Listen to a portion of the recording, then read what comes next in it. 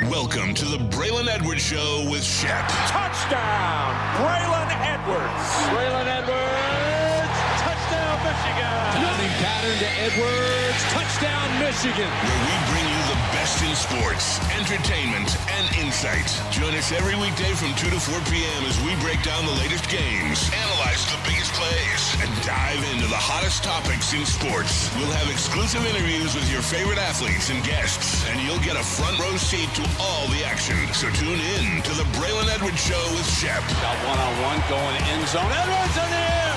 Oh, what a catch by Braylon Edwards. His second touchdown of the game. On the Woodward Sports Network, where sports comes to life.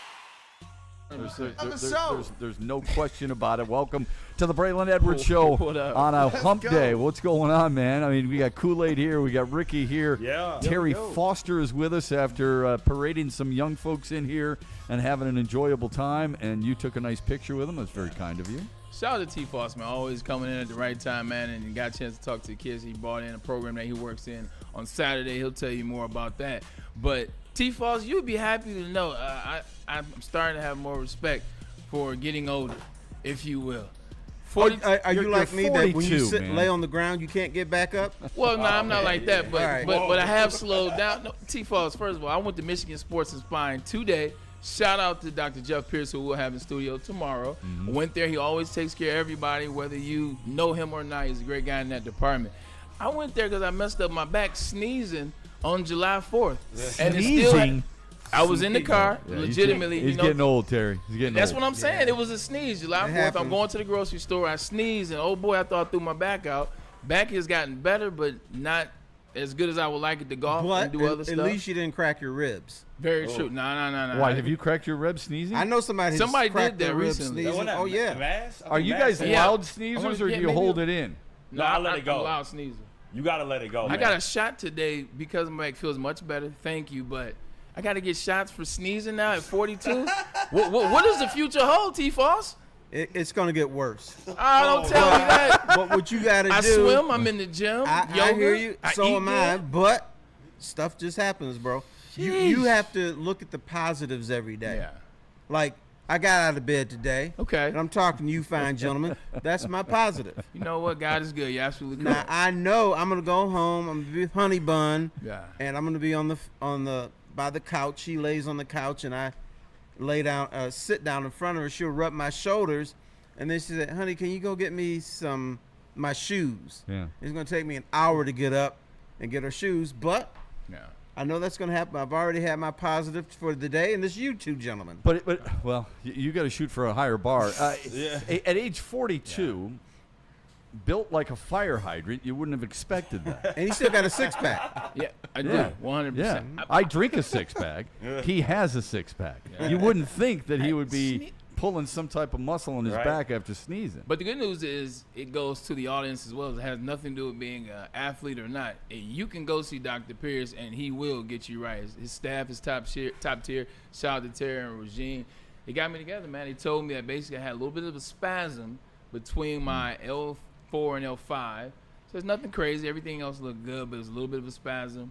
Gave me some treatment. Gave me the secret sauce that he always talks about. So finally got some of that.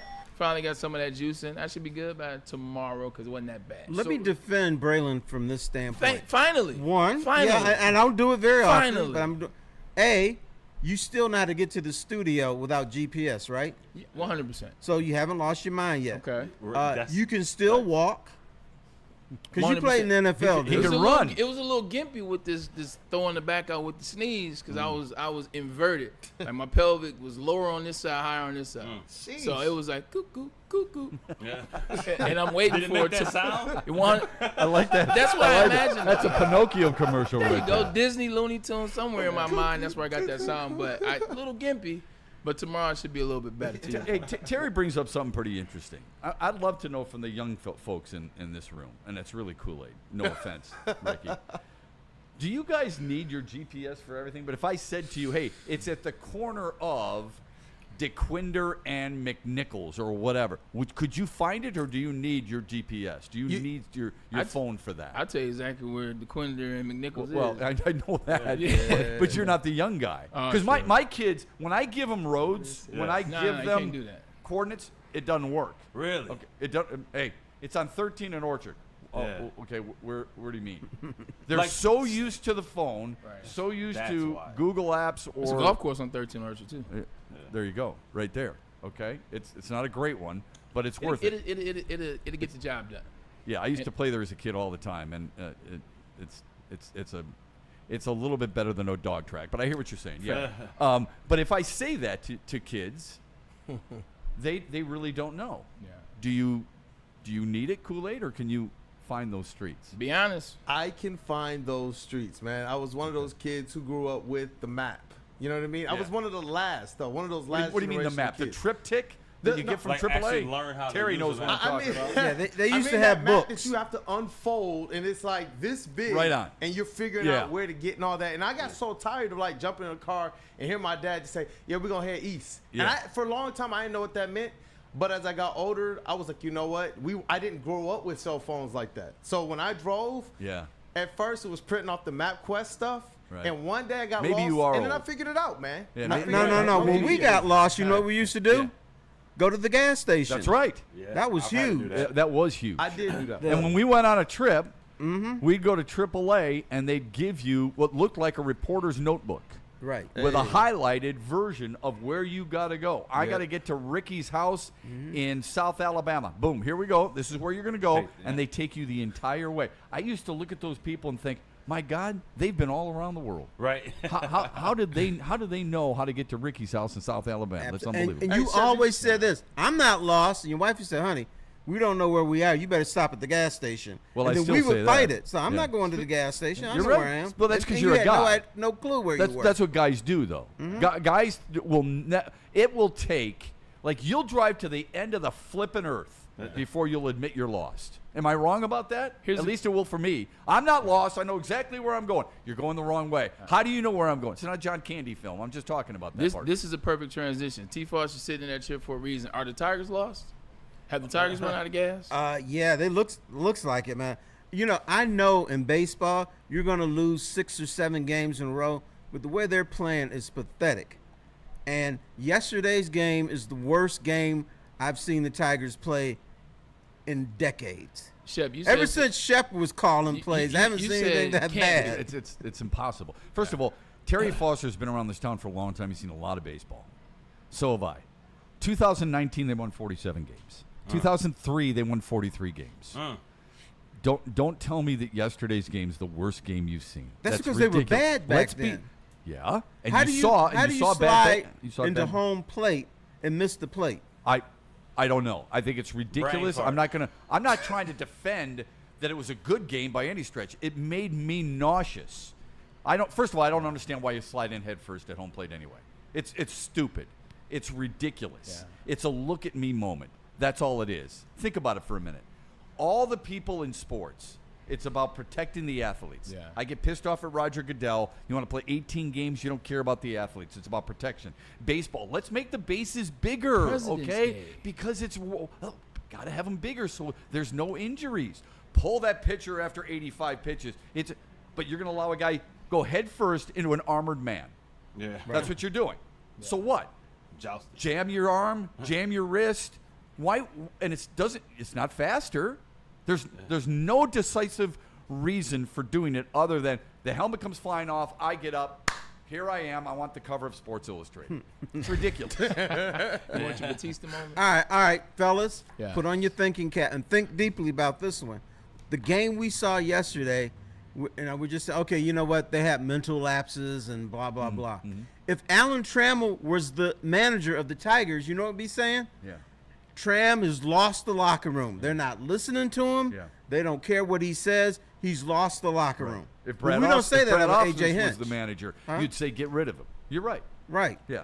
Yeah, you're talking about if a game like yesterday transpired? right. Yeah, but the difference is neither one of those managers were 9 games up on the rest of the AL, or not the rest of the AL, but 9 games up in their division, and then second in the AL. Yeah, but Neither this one has of been a those two-week managers thing, were bro. that. You said what? This is a 2-week thing. I'm just saying I'm what not, the I'm not public would be disagreeing saying. that they're in trouble, but I'm saying neither one of those two managers you named it. They weren't where this came in. You're right. And by the way, not that this matters, but they still have the most wins in baseball. They do. They have the most wins in the American League, and they're tied with the Cubs and Brewers going into today for the most wins in baseball. I'm not saying to gloss over it or look past it by any stretch. I think mental mistakes are worse than physical mistakes. But guess what? I Let's flip that. In the last 10 days, they have the most losses in baseball. So something is going on. This is more than just we're going through a slump. Something is definitely going on. Look, the LA Dodgers lost 8 games, and and they just got out of that slump. 11 of 14. After losing to the Twins last night, even though Ohtani's homered in 4 straight, they have lost 11 of their last 14. How many times have the Yankees done that? They did it last year. They lost 6 in a row twice this year. But 7. They lost 7 in a row. But the difference is for the Tigers in terms of me, where I have a little bit of worry right now. Yeah, still first place. Yes, still believe in them. But the MAs, because that's coaching as well as players like Shep is saying. Also, it's little things. Excuse me. Pitching has been the best thing for the Tigers in this new brand. It's all the bullpen. That's what it's been called the last 2 years. It's the bullpen. It's Tarek Skubal, Jack Flaherty. It's the things last year we can get the strikeouts, but we can't get runs this year. The dugout, the bullpen is struggling. Like, everybody's getting hits off. Casey Mize, Jack Flaherty, guys are going yard and guys are getting the ball far. Guys are getting to the warning track all the time. Like, the thing that they did best is now the thing that I'm like, well, their starting pitching hasn't been very good either. People will look at Skubal and the win the other day. He got a no decision in a 2-1 final, but before the All-Star break, he threw that bad. He got rocked in the All-Star game. And he got rocked in the All-Star. That don't count. Yeah, it does. Because if you were playing those individuals as a team, like head up, it didn't matter how good that player was. You would say, Scoob's on the mound, got to do his thing. Yeah, I don't know if he got rocked per se. He gave up the double that was a problem. I get that, but I'm talking about even before. The issue I'm having right now is, they're starting pitching. They have 2 starting pitcher wins in the month of July. They have not won since Tampa, when Casey Mize beat Tampa.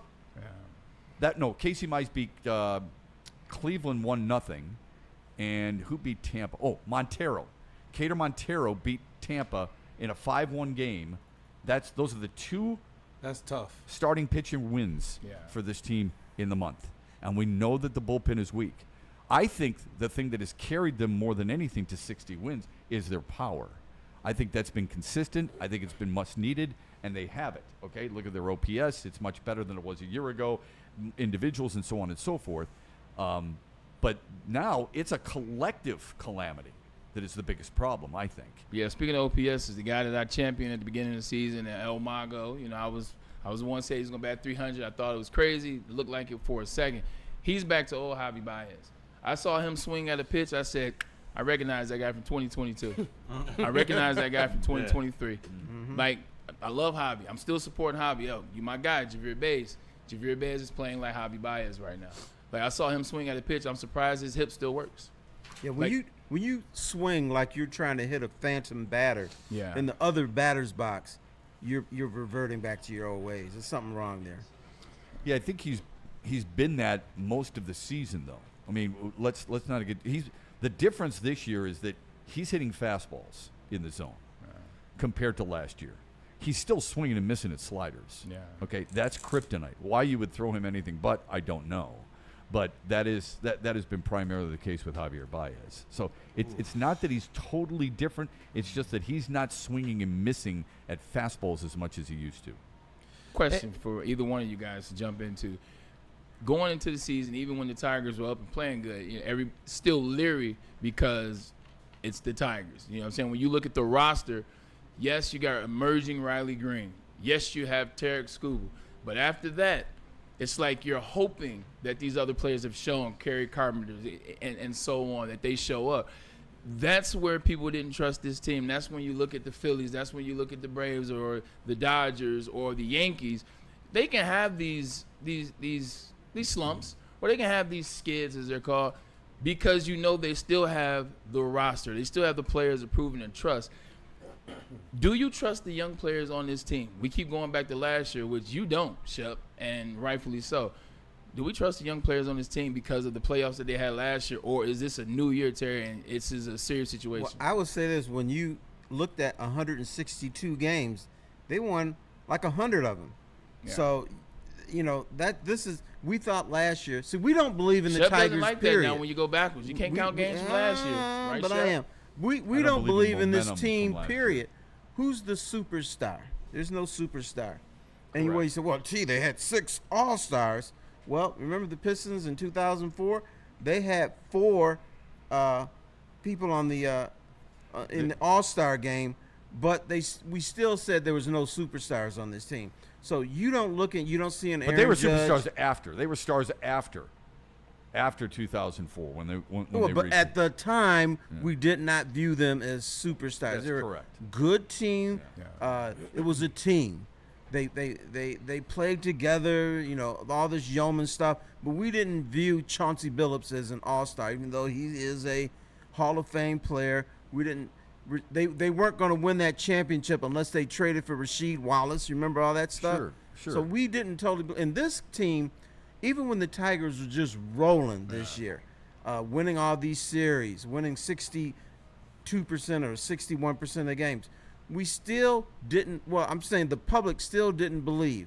Said, yes, they look good. Yes, they're getting clutch hits. But wait until it happens. It's coming. Yeah. People just didn't believe. Has never believed in this team. Pistons, though, in 2002 I haven't gotten that sense. 2002 and I haven't gotten 2003, that the Pistons got to Eastern Conference Final, and you're like, shoot, they could beat the Nets. They should have beat the Nets. I don't think you maybe believed them to beat the Lakers, but I think going into that 04 season, you believed that they could get to the dance, just they couldn't beat the Lakers. That was the sentiment, I believe. That was the sentiment. well, But let me tell you a story. Okay. Terry Time story today. Terry Time. He does. Can we put you on hold for that? You may do that. Let me take a break real quick.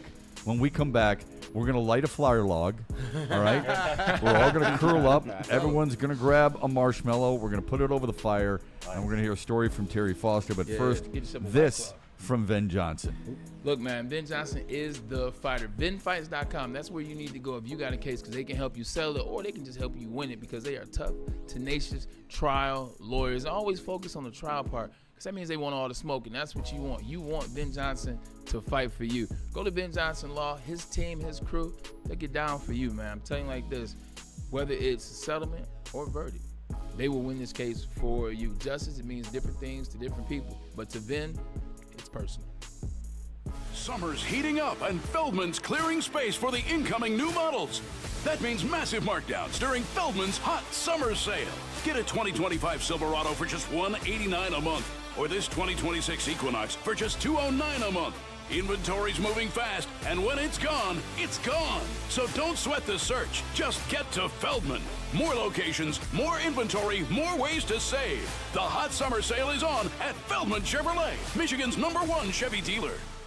Head to WoodwardSports.com and click on Shop. Get the latest in Detroit sports apparel and exclusive Woodward sports gear. WoodwardSports.com can get the whole team outfitted. Love the Pistons, Red Wings, and Tigers? We got something for you, too. Shop online at WoodwardSports.com. Walk into any Lady Jane's Haircuts for Men today. Open 7 days a week. Sit back, relax, and enjoy precision haircut, scalp massage, hot leather neck shave, and hot towel treatment from one of our talented stylists. Step up your game this season and take advantage of our $20 haircut special. Scan the QR code and get your coupon today. Lady Jane's Haircuts for Men, the ultimate haircut experience. Open 7 days a week. Walk-ins always welcome. Lady Jane's Haircuts for Men. It's wicked awesome. Looking to upgrade your relaxation game? Check out the Massage Chair House in Bloomfield Hills, the largest massage chair showroom in the Midwest, with the top brands of massage chairs like Infinity and Osaki, located near the corner of Woodward and Long Lake Road. Experience luxury comfort with Dr. Eric Duncan. He's the wellness doc, the creator of the top YouTube massage chair review channel. Make sure you check that out. You said what? Is that the one Terry's in right now? Yeah, That massage chair? Terry, how you doing over there, man? Oh, comfy, baby, comfy. He almost fell asleep. You know that, right? I did Not fall because of your asleep. read, Ricky, but because he was so comfortable in the chair. There you go. Terry always falling asleep. I don't think it's Terry. That's right. I'm tired, man. Make sure you book a visit right now. MassageChairHouse.com. Scan the QR code. Massage Chair House, your ticket to the ultimate recovery and relaxation. I'm going to argue this. If you're in a bad mood, if you're feeling down, if you're sad, you're downtrodden just a little bit, when Ricky opens the mic, it's pretty tough to stay down. That's the goal, man. He's pretty I'm a positive. radio guy. He's a pretty positive. Well, hold on. There's a lot of radio guys who are negative. Terry Hey, and I we worked with a lot of radio guys who are Ricky. negative. Ricky made fun of me. I don't tolerate that. Oh, that's okay. Get the hell out of here. That's okay. Ricky's thick-skinned. He doesn't mind being made fun of, and he can make fun. Whatever he dishes out, he can take. Yeah, Okay, he ain't gonna be that thick skin when I get his ass fired. Let's see how thick skinned you Oh, are. I didn't know then. you had that kind of power around here. Man, I would have called you a long time ago. All right, so let's pick it back have up the on what we were evidence. just talking about. Yeah. The Tigers are getting punked again. They're down. Again. They're down in Pittsburgh. The fact that this team might be swept by the Pirates, who have the second fewest wins in the National League, next to the Colorado Rockies, is not sitting well with people. I understand that. I don't know where the panic meter is, but Terry and Braylon were having a pretty good conversation just before the break about how dire it could be because they don't have a quote-unquote superstar as an everyday player. Yeah, and I know we want to be able to get that story time with T. Falls that we teased before the break. But I have to get the chat involved here, too, because you talked about that panic, and they're all over the place. You know, in Lions World, obviously, I'm seeing a bunch of Anzo stuff. But as it relates to this Tiger stuff, it's all over the place. You have people like Harvey Wallbanger who says last year's Tigers went 8-14 right after the All-Star break, and we know how they did in August and September. So that's not a panic. He doesn't think it's No. a panic. But everybody else in this chat, they're feeling pretty bad right now, man. And Adis, he was like, yo, the Tigers are losing bad right now. And another picture, another day. And just kind of just perusing through the chats, I would say the majority of people are feeling a little bit panicked right now. And as it relates to your Javi Baez take, Crazy Clown believes that he's trying to do too much right now. Yeah. And that's real. You know, sometimes like that translates to any sport. You know, I myself in football, I give you an example. In 2008, started the season after sitting out for 3 weeks with injury to my leg. Started the season, I just was out of rhythm. I dropped a couple passes. So now I'm just trying all new ways, all new gloves, you know, over this 3-game stretch and just doing the things. I'm doing way too much as opposed to focus on what Eric Campbell taught me when I was in Michigan. 1, 2, 3. Catch the ball, you tuck the ball, and then you find work. I'm trying to catch the ball before I catch and do all this stuff. And when you're on a bad team, you're trying to do things to help the team out. Javi knows his team is struggling, so Javi's trying to make the plays. He's trying to hit the balls. And sometimes it's just too much. And sometimes you got to go back to the basics. The basics got you there. The basics do work. So yeah, that's a great. Yeah, I call point. it trying to hit the 5-run home run. Yeah. Yeah. It's just impossible to do. Baseball is the one sport where like one play, one swing, it changes the narrative. Like you can be having a bad game, you can be having a bad week, you can be having a bad month. You hit the bomb to win the game in the 9th inning, or you hit the bomb to start the run that beats whoever you need to beat. Now you can momentum is from there. All you need is one hit. You can't have one catch in the NFL and it changes the game. And he's got a violent swing anyway, so that only accentuates it. All right, what was the story time with Terry here? Okay, 2004, Right. prior to the Lakers-Pistons series in the NBA Finals, I was convinced the Lakers are going to kill the Pistons. I thought they were the better team. The Pistons were just working hard and lucky to get to the NBA Finals. But the Detroit News sent me out to L.A. a couple days early to do a story on the Lakers. And after talking to Kobe Bryant, Phil Jackson, Shaq, I left saying there's no way the Lakers could beat the Pistons. Because Kobe, and I'm not saying I hang out with Kobe all the time, but he was saying stuff like, you know, when we beat, I mean, you know, I didn't say that. He was saying when they beat the Pistons and blah, blah, blah. He seemed unfocused, and they seemed like they already had that thing won. He had a lot going on, if you remember. Well, yeah. He had a lot going on. True. You weren't with me shooting in the gym? What? He was in the wrong spaces. I say that. That is true. I didn't know that at the time, but he was unfocused. Yeah. You know, and Phil Jackson was talking mess, and I just saw a team that wasn't together. And then, you know, I had been dealing with the Pistons most of that year, and I said, you know, one thing, you're not going to be able to unravel this team. The Lakers go up to a 2-0 lead or something, the Pistons aren't going to break.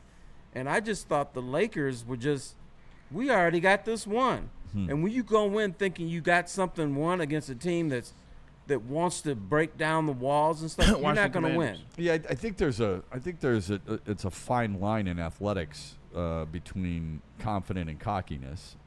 Maybe we saw the Lakers in 2004 as a little cocky. You know, if Kobe Bryant's saying after we beat them, it's not like he's the first or the last athlete to ever say that.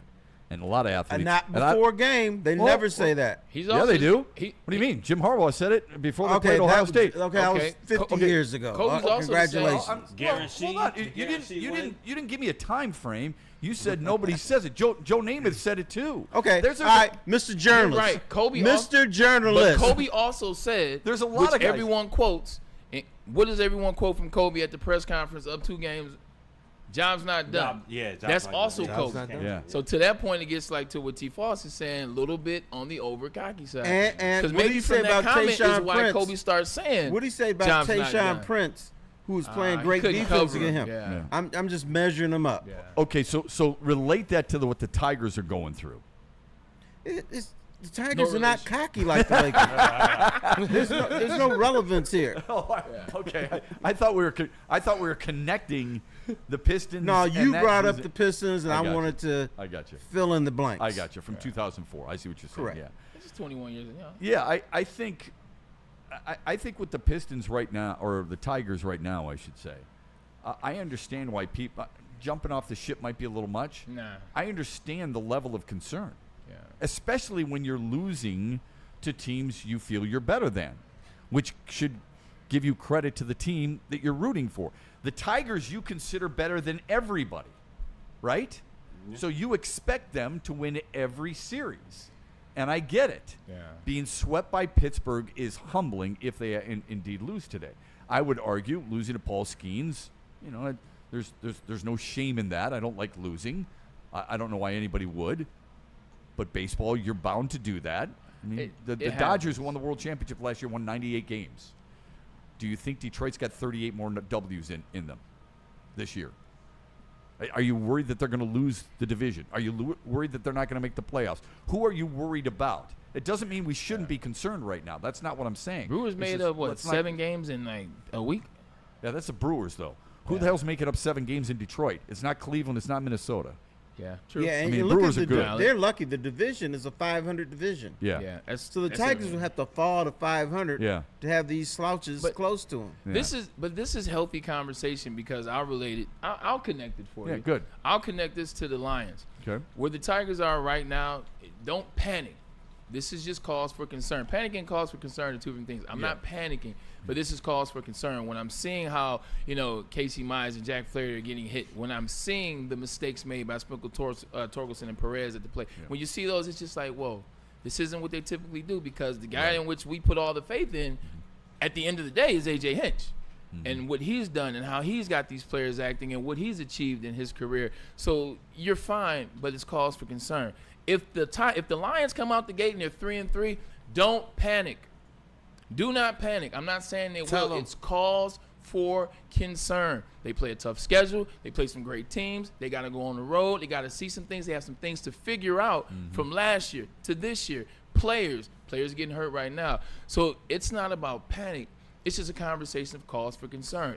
If the Lions are 3-3 after 6, it would be cause for concern. It would not be a panic. Hey, bro, I don't know where you've been. The Lions are 0-0, and there's a lot of fans already panicking.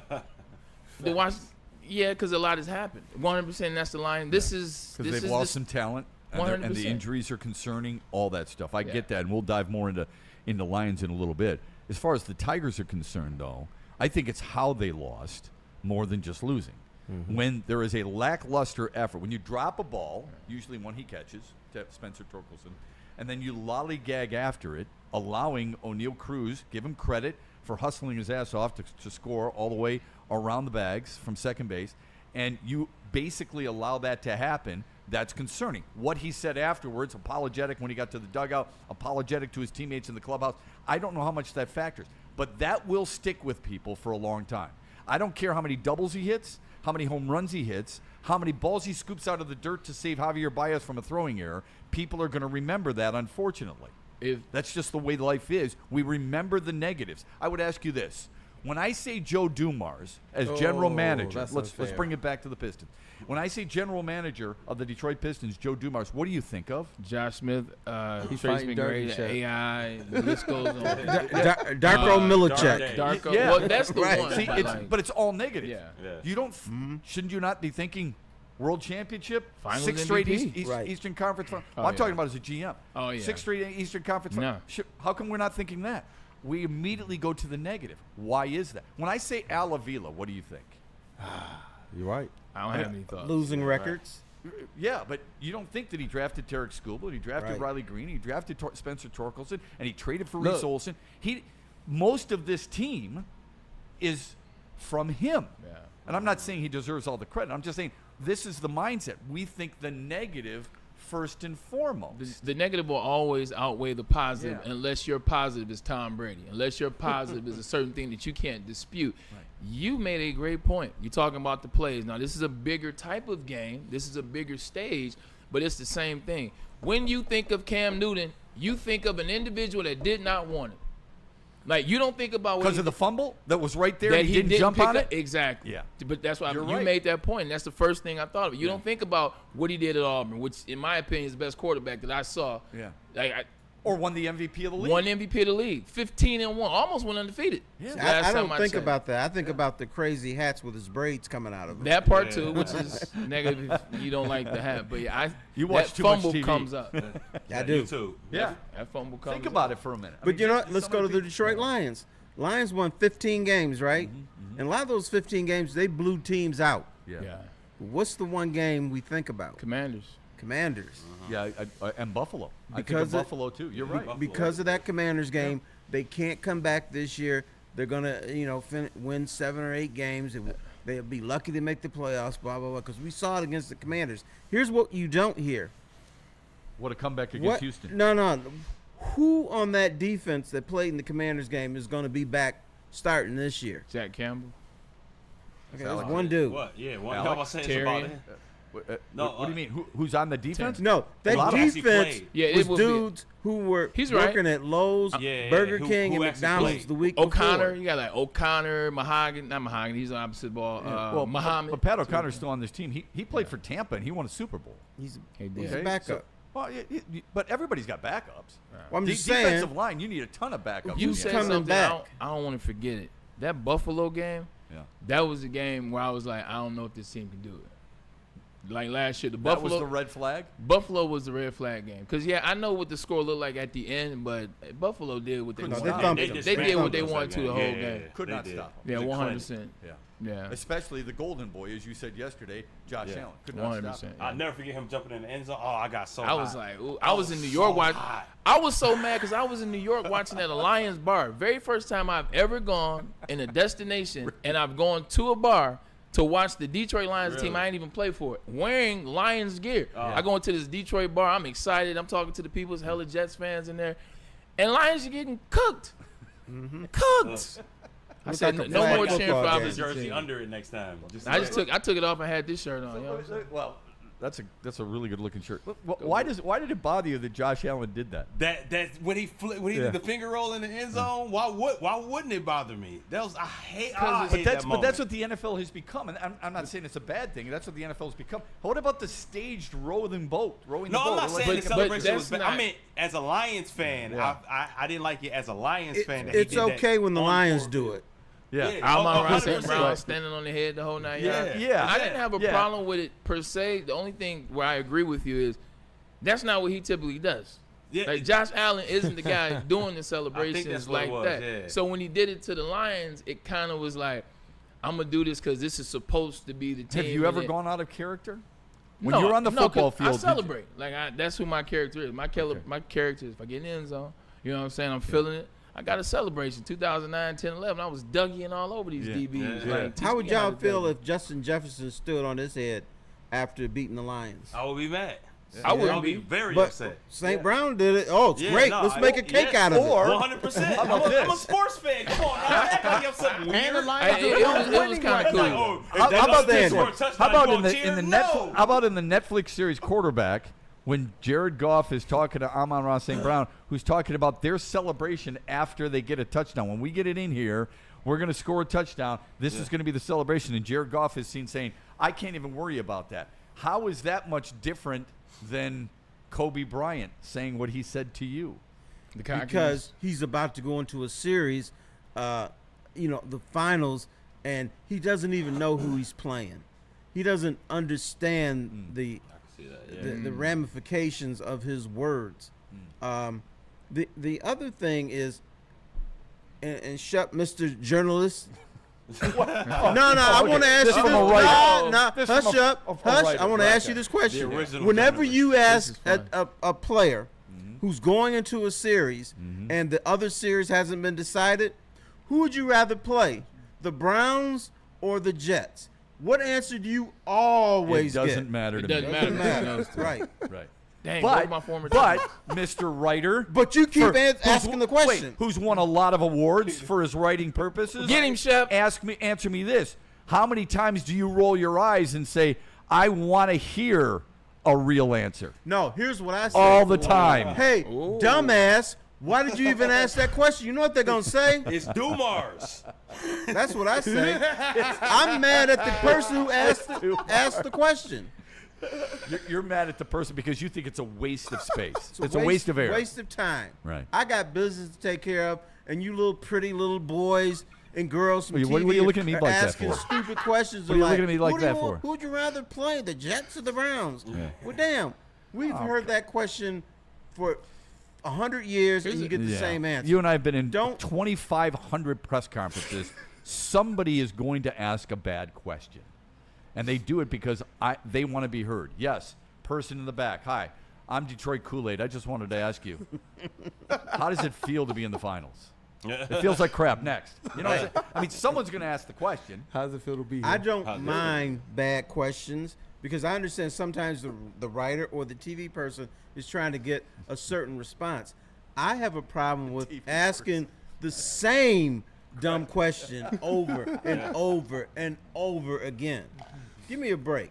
Is this a dumb question? Marcus Davenport, who a lot is expected of, or a lot is maybe not even expected. A lot is riding on. Because I don't know what the expectations is at this point, but I know a lot is riding on. I think a reporter asked him a question. A reporter also joined the interview and gave some. I can't remember what he asked, but he basically asked him about playing on the other side of Aiden this year. What was he going to provide, and is he ready? Kind of a layup type question, if you will. And his response was, "Don't ask me that. Don't worry about me. Don't worry about what I'm gonna do." Like that kind of was. I'll find the exact one and bring it in. Don't look at me. That's what it was. That was it. Don't That's look exactly at me. what it was. You know what? Brilliant question. Brilliant question. It was in my opinion. It's a fair question. This is coming from a former athlete. I'm always side with the athletes. I can see through the minutia now, and I do a better job. But I'm always side with the athlete. It is what it is. I thought it was an easy question. I thought it was a great question. I thought it was a layup for him to say, you know what, I'm excited to get back. It's going to be a fun season. I'm excited to help out. He could have said any generic answer, and he chose to go a route that now has me questioning the guy that I already had questions about. Exactly. That is correct. Do you guys get help with this? Not that you need help with answering questions, but is there any prep whatsoever from anybody to try and help you navigate through some of these Terry Foster-esque difficult waters? You know what I'm saying? You just never know. When I was in Cleveland, they had it, but it wasn't necessarily dialed in. And as a 22, 23-year-old, I'm not trying to go to media training. I went to Michigan. I did 4 years. I know the media. I'm fine. Yeah, that's an NFL program, basically. When you have Mary Kay Cabot and individuals like that can throw you some curveballs, you tend to put your foot in your mouth. You know what I'm saying? So we had it. I didn't use it. Got caught in it. Learned my lesson. Until years later, but that's neither here nor there. Shep, you remember the young man named Ndamukong Suh who recently retired? Absolutely, had a lot of conversations with him. On I forget his name, the offensive lineman's Green Bay arm. Green Bay, The Lions came up with an apology for him. They wrote it out. They gave it to him before he hit the media. He had time to read it, look it over, and say, okay, you know what he did? Tore it up. So I'm good. Yeah. Then he went out there and said, he was in my way. I didn't try to stomp his arm. He was in the way. Yeah. Come on. We got eyes and we got brains. Yeah. We know he stumped that man. He gave me a little extra tea. We don't know what he said to him. Huh? We don't know what he Yeah, said he to could him. have I know talked what about he his said. mama or something. Look, I appreciated Ndamukong Suh's effort all the years he was here. You and I were at training camp all the time. I love that he showed up every single day. He was an ass kicker every day. You could rely on him. Okay, doesn't mean you got to like me. Okay, I get it. People are pulling at Braylon everywhere. I see it all the time, and I see it with other athletes. He's got plenty of friends. He doesn't necessarily need people in the media, but there's oftentimes a mutual respect. Yeah. And covering Ndamukong Suh every single year, every single practice that he was here, and just about every game he played, home and away. I remember asking him a question one time, and he said, "Well, sir, blah blah blah blah," gave me this, and I followed him into the locker room, and I said, "Let's just get something straight here. You know me, I know you. I'm not asking you to come over for Christmas Eve dinner. I'm just saying, you know me, I know you." To sit there and tell me what you just said, like some generic bullcrap, is flat out bullcrap, okay? And I don't appreciate it. Damn, listen to you, Shep. That- Dang, I didn't know you that- all that. That's true. But I did, absolutely. Making friends in the media is not siding with the enemy. And I didn't learn that until I left Cleveland. When I got to New York, I was all hands on deck in all spaces. Like, for lack of a better word, my miscomings as an organization, as our team up, I learned from that. So when I got to New York, I made friends with all the media people. I would give them interviews. I wouldn't go to the house for, like you said, New Year's Eve dinner. But I was cordial enough. Like I found a couple people that I liked, did interviews with them all the time. I was always available. I still have love, respect in New York. Like when I go to New York, like it's, oh, Braylon, whatever he needs, whatever he wants, can you do my show? Sure, I'll do your show. What's going on? It's been a while, but ask you, sure. But that helped. That helped my whole transition from Cleveland. Transition is a funny word. Helped my whole transition from Cleveland in a space that, oh, we're going to be this guy's friend because he's taking us serious. He's part of them. You ain't got to go out and hang with them, and you're not dropping dirt on teammates. Hey, let me give you a little tidbit on what Mark Sanchez did.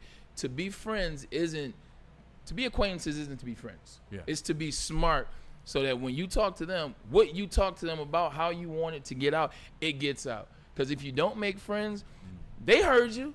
They know what you said. Yep. They recorded it. And we're but not because out they to don't get like you. they can clip it a certain way. Well, some are, Terry. Yeah, That's the younger ones are, and then there's these old curmudgeons.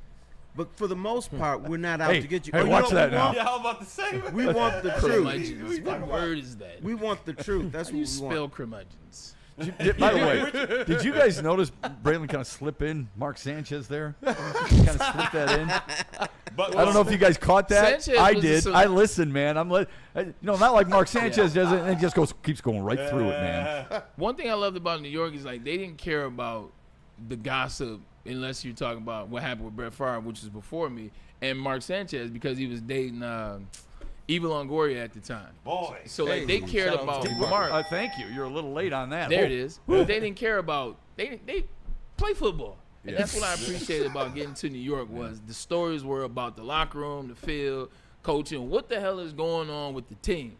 Cleveland, when you're used to losing like we were at that time, let's find things outside football because, everybody knows the story. Browns suck. This happened, this happened, this happened.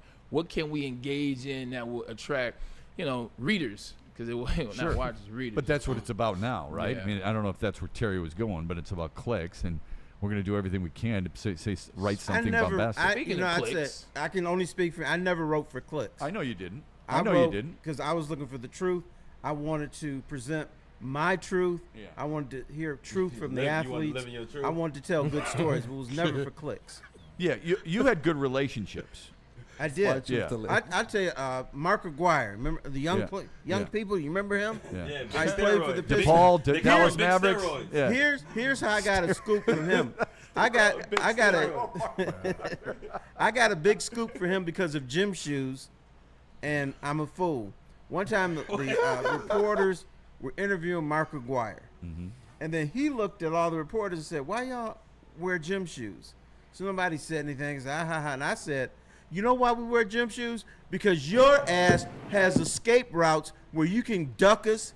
You have little doors, and so we got to chase after you if we need a story." Right. And so he went, "Oh man, there's always one in every crowd." So we laughed it off and stuff. And then when everybody left, he said, "Hey man, I got something for you." I said, "What?" He said, "I might be able to play for the Mexican Olympic basketball team." I'm So like, oh, he snap. gave you a little bit of it. Yeah. So then I'm like, there's a nugget turn of on love. that tape Yeah. recorder and say, "Speak, my brother, speak." Yeah. So I had a big story. Mark Aguirre's his grandfather was from Mexico, and his name is not Mark Aguirre, it's Mark Aguirre. Oh, I didn't And then know he that. said that he's contemplating he might play. And then I interviewed the Mexican. Well, that's interesting, isn't it? It's interesting how that is. So I had not similar, but I had an encounter with Charles Barkley at the Palace. We're all around interviewing Charles Barkley before a Sixers, or I think he might have been with the Suns, but either way against the Pistons. And he was complaining about how much the NBA owners are making compared to players. And everybody's showing him love, and I actually stood up and I said, well, you don't have a problem cashing your paycheck, do you? So, and he later on shoved me into a wall in the visiting locker room in Detroit, or at the Palace. What year was so this? I guess this is your approach to Mark Aguirre worked out a hell of a lot better than my approach did with Charles Barkley. I can tell you that. Somebody asked me in the chat, did I have any LeBron stories? So I have a million of them. Here we go. But here's one funny one, and we'll go to a commercial break here about Feldman in a sec. But there's this restaurant called XO, and it's in Cleveland. It's on West Ninth. Like, that would be the spot where everybody went, especially when I was there. Like, XO was all downtown Cleveland had, except for Morton's. Morton's was downtown at the Ritz. Everybody's at XO all the time. It's the place where the Cavs are going, the Guardians are going, the Browns are going. Zdenko owned it. There's like one spot out front. There's one spot out front, and typically Zdenko, Parking spot, you're saying? Yes, parking spot. Yeah. Like, prime parking spot where you want to be parked.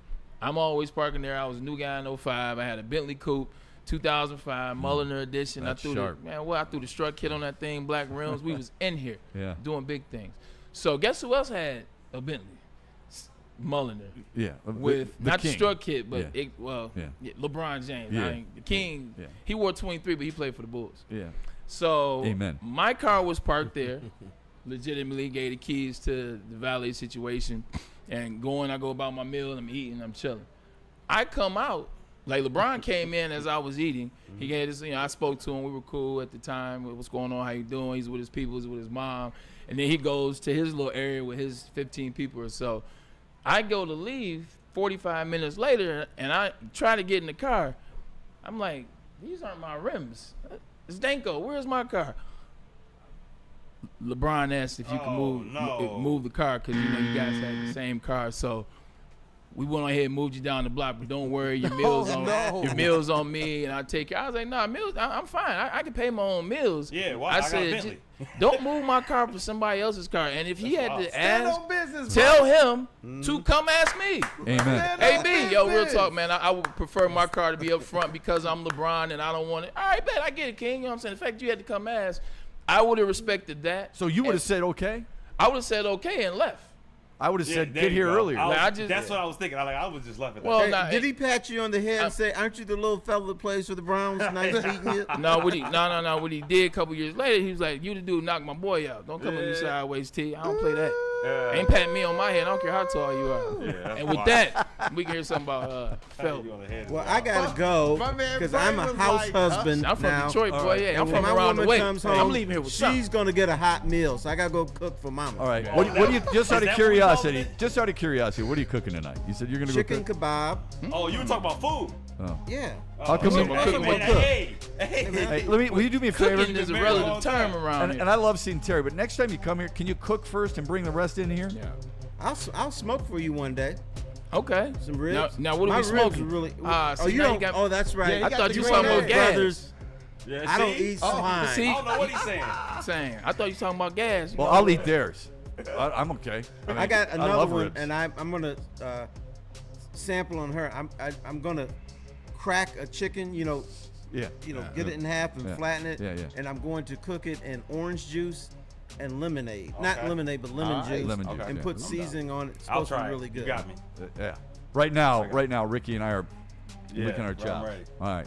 Good to have you. Thanks, buddy. All right, Thanks for pleasure. being I here. love Always a pleasure, my guy. chopping it up with you guys. Yes, sir. Shout out. This is fun. Legends on legends on legends, man. Amen. You gotta tell us about Feldman. There, Hey, Shep. I will. You know what? I see some panic here. I see some panic here in the chat, man. Yeah. How concerned are you with the Tigers right now? 41% of the people say that they are mad packs high. That's I thought you were going to Feldman. What are you doing? I gotta get a chat family their due diligence. We got another hour left. You know that, right? We can get to that chat. Yeah. We got to take care of Feldman. I got it. 46% a little concerned, 14% stoked, not scared, man. But I know where you guys can go and always be stoked, not scared. That is Feldman. It's Michigan's #1 Chevy dealership. If you're talking about getting some wheels, that's the place to go, especially if you don't want to spend all day long in the dealership. They take care of you guys right.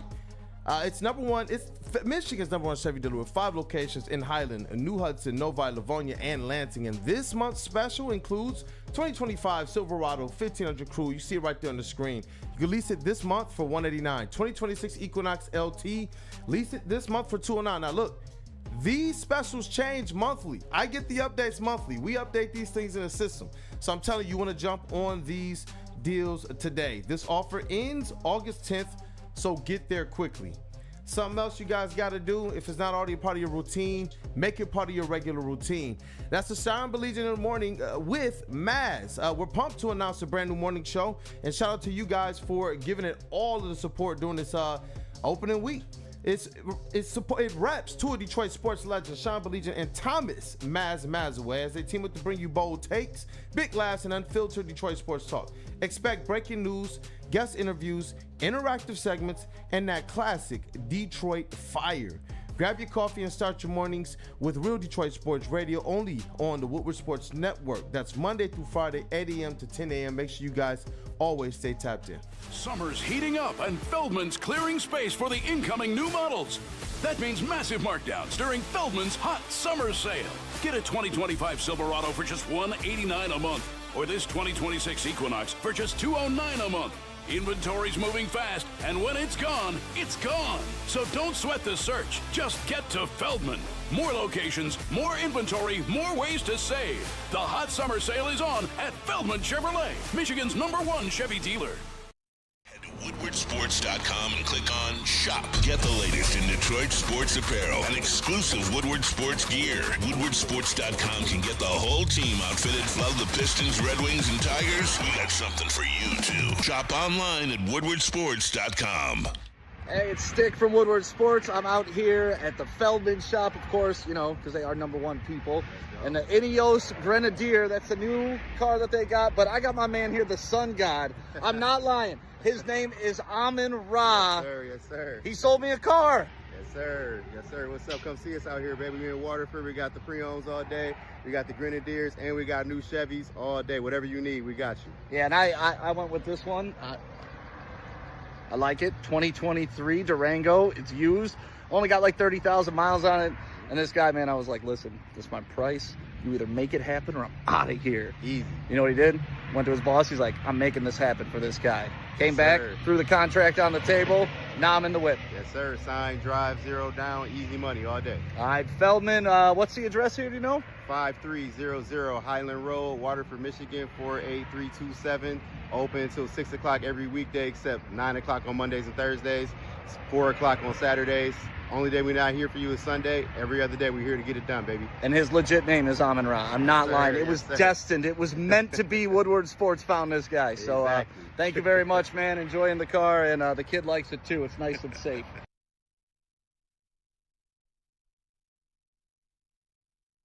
Walk into any Lady Jane's Haircuts for Men today. Open 7 days a week. Sit back, relax, and enjoy precision haircut, scalp massage, hot leather neck shave, and hot towel treatment from one of our talented stylists.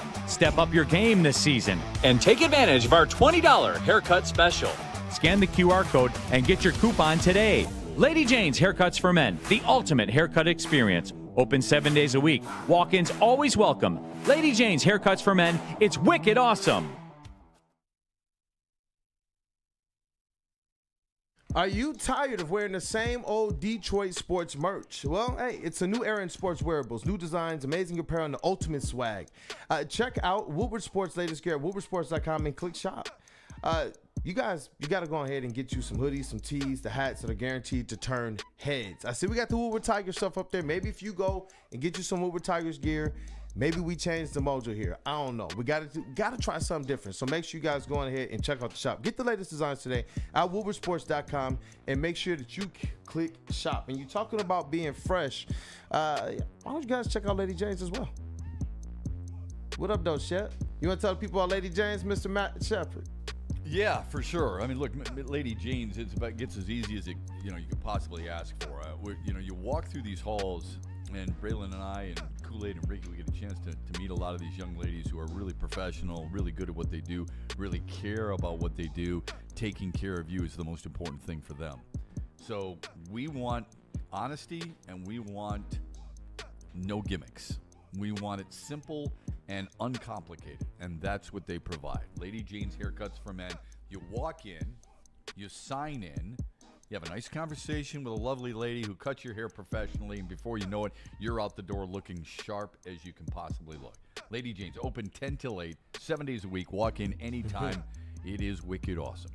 We back, and you know what? That poll shifted during the break. I just got to let you know that 43% of the people, their level of concern is now Mad Pack's high. 40% are a little concerned.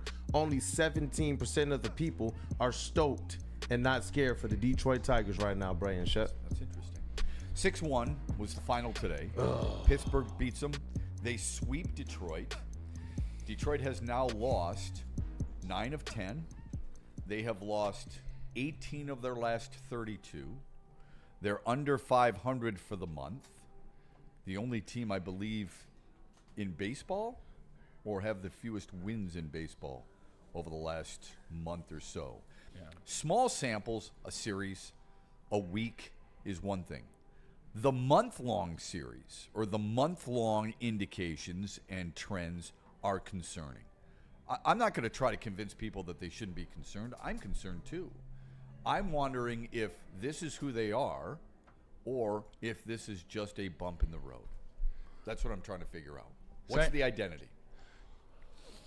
Same. It's tricky because, this happens. It's 162 games of baseball. You're going to hit those skids. You're going to hit those moments. So you have to get up. You have to rebound. But if we continuously see things like yesterday, just that game. Let's not even take this series as a whole. Just this particular game that we talked about, the play at first place, the play at home, just the way the pitchers are giving up hits. Like, this becomes the norm. What you laughing at? Go ahead. I'm laughing at the chat. The chat's hilarious. It's good. I hear what you're saying. Sometimes I dive into that chat and he's like, you can't get back. It's like a black hole. Yeah. Like, their conversations are not even talking about what we're talking about, but they're so engaging, so good. I'm like that about comment sections. I believe the Tigers are still the team. Look, they're at 60 wins. They're still at 60 wins. They're still ahead. They still have everything else in play. They got 20 games coming up.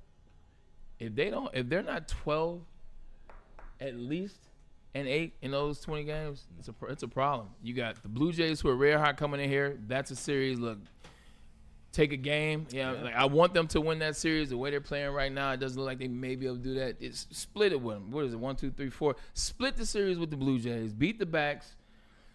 Take 2 from the Phils, and then you got the freaking Twins and Angels. Yeah, the split thing, first of all, it depends on who's pitching. Second of all, they're under 500 on the road. Toronto had an 11-game home winning streak snapped last night. They're a good baseball team. You don't lead the East if you're not a good baseball team. Yeah, facts. For me, you got to win series if you want to have success in baseball. I look at it, I know this is boring, I look at it game to game, literally. So I'm not sure about the splitting right now, but I think your long-term solution where you're saying next 20 games go 12-8, I still think we'd be disappointed to 12-8. I've always said this. The bar moves. The expectations are higher now because of what they've done. That should be a good thing for them. I believe they feel that. But the expectations are higher for this team because of what they were able to accomplish in the first 90 games. All right? But the last month should be concerning for us. Look at the offensive production or the lack thereof. That is alarming.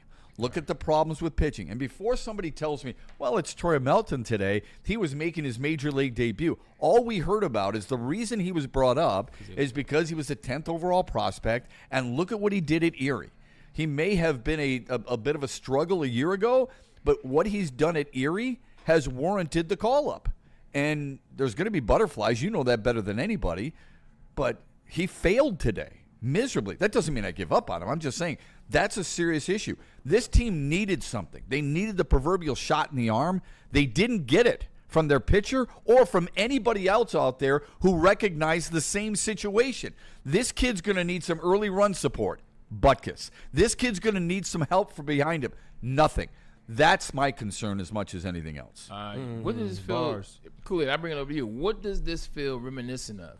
This feels reminiscent of before the Tigers went on that skid last season. Before they got hot, before they started cooking, and before they doubted all the naysayers, which everybody doubted them, including us.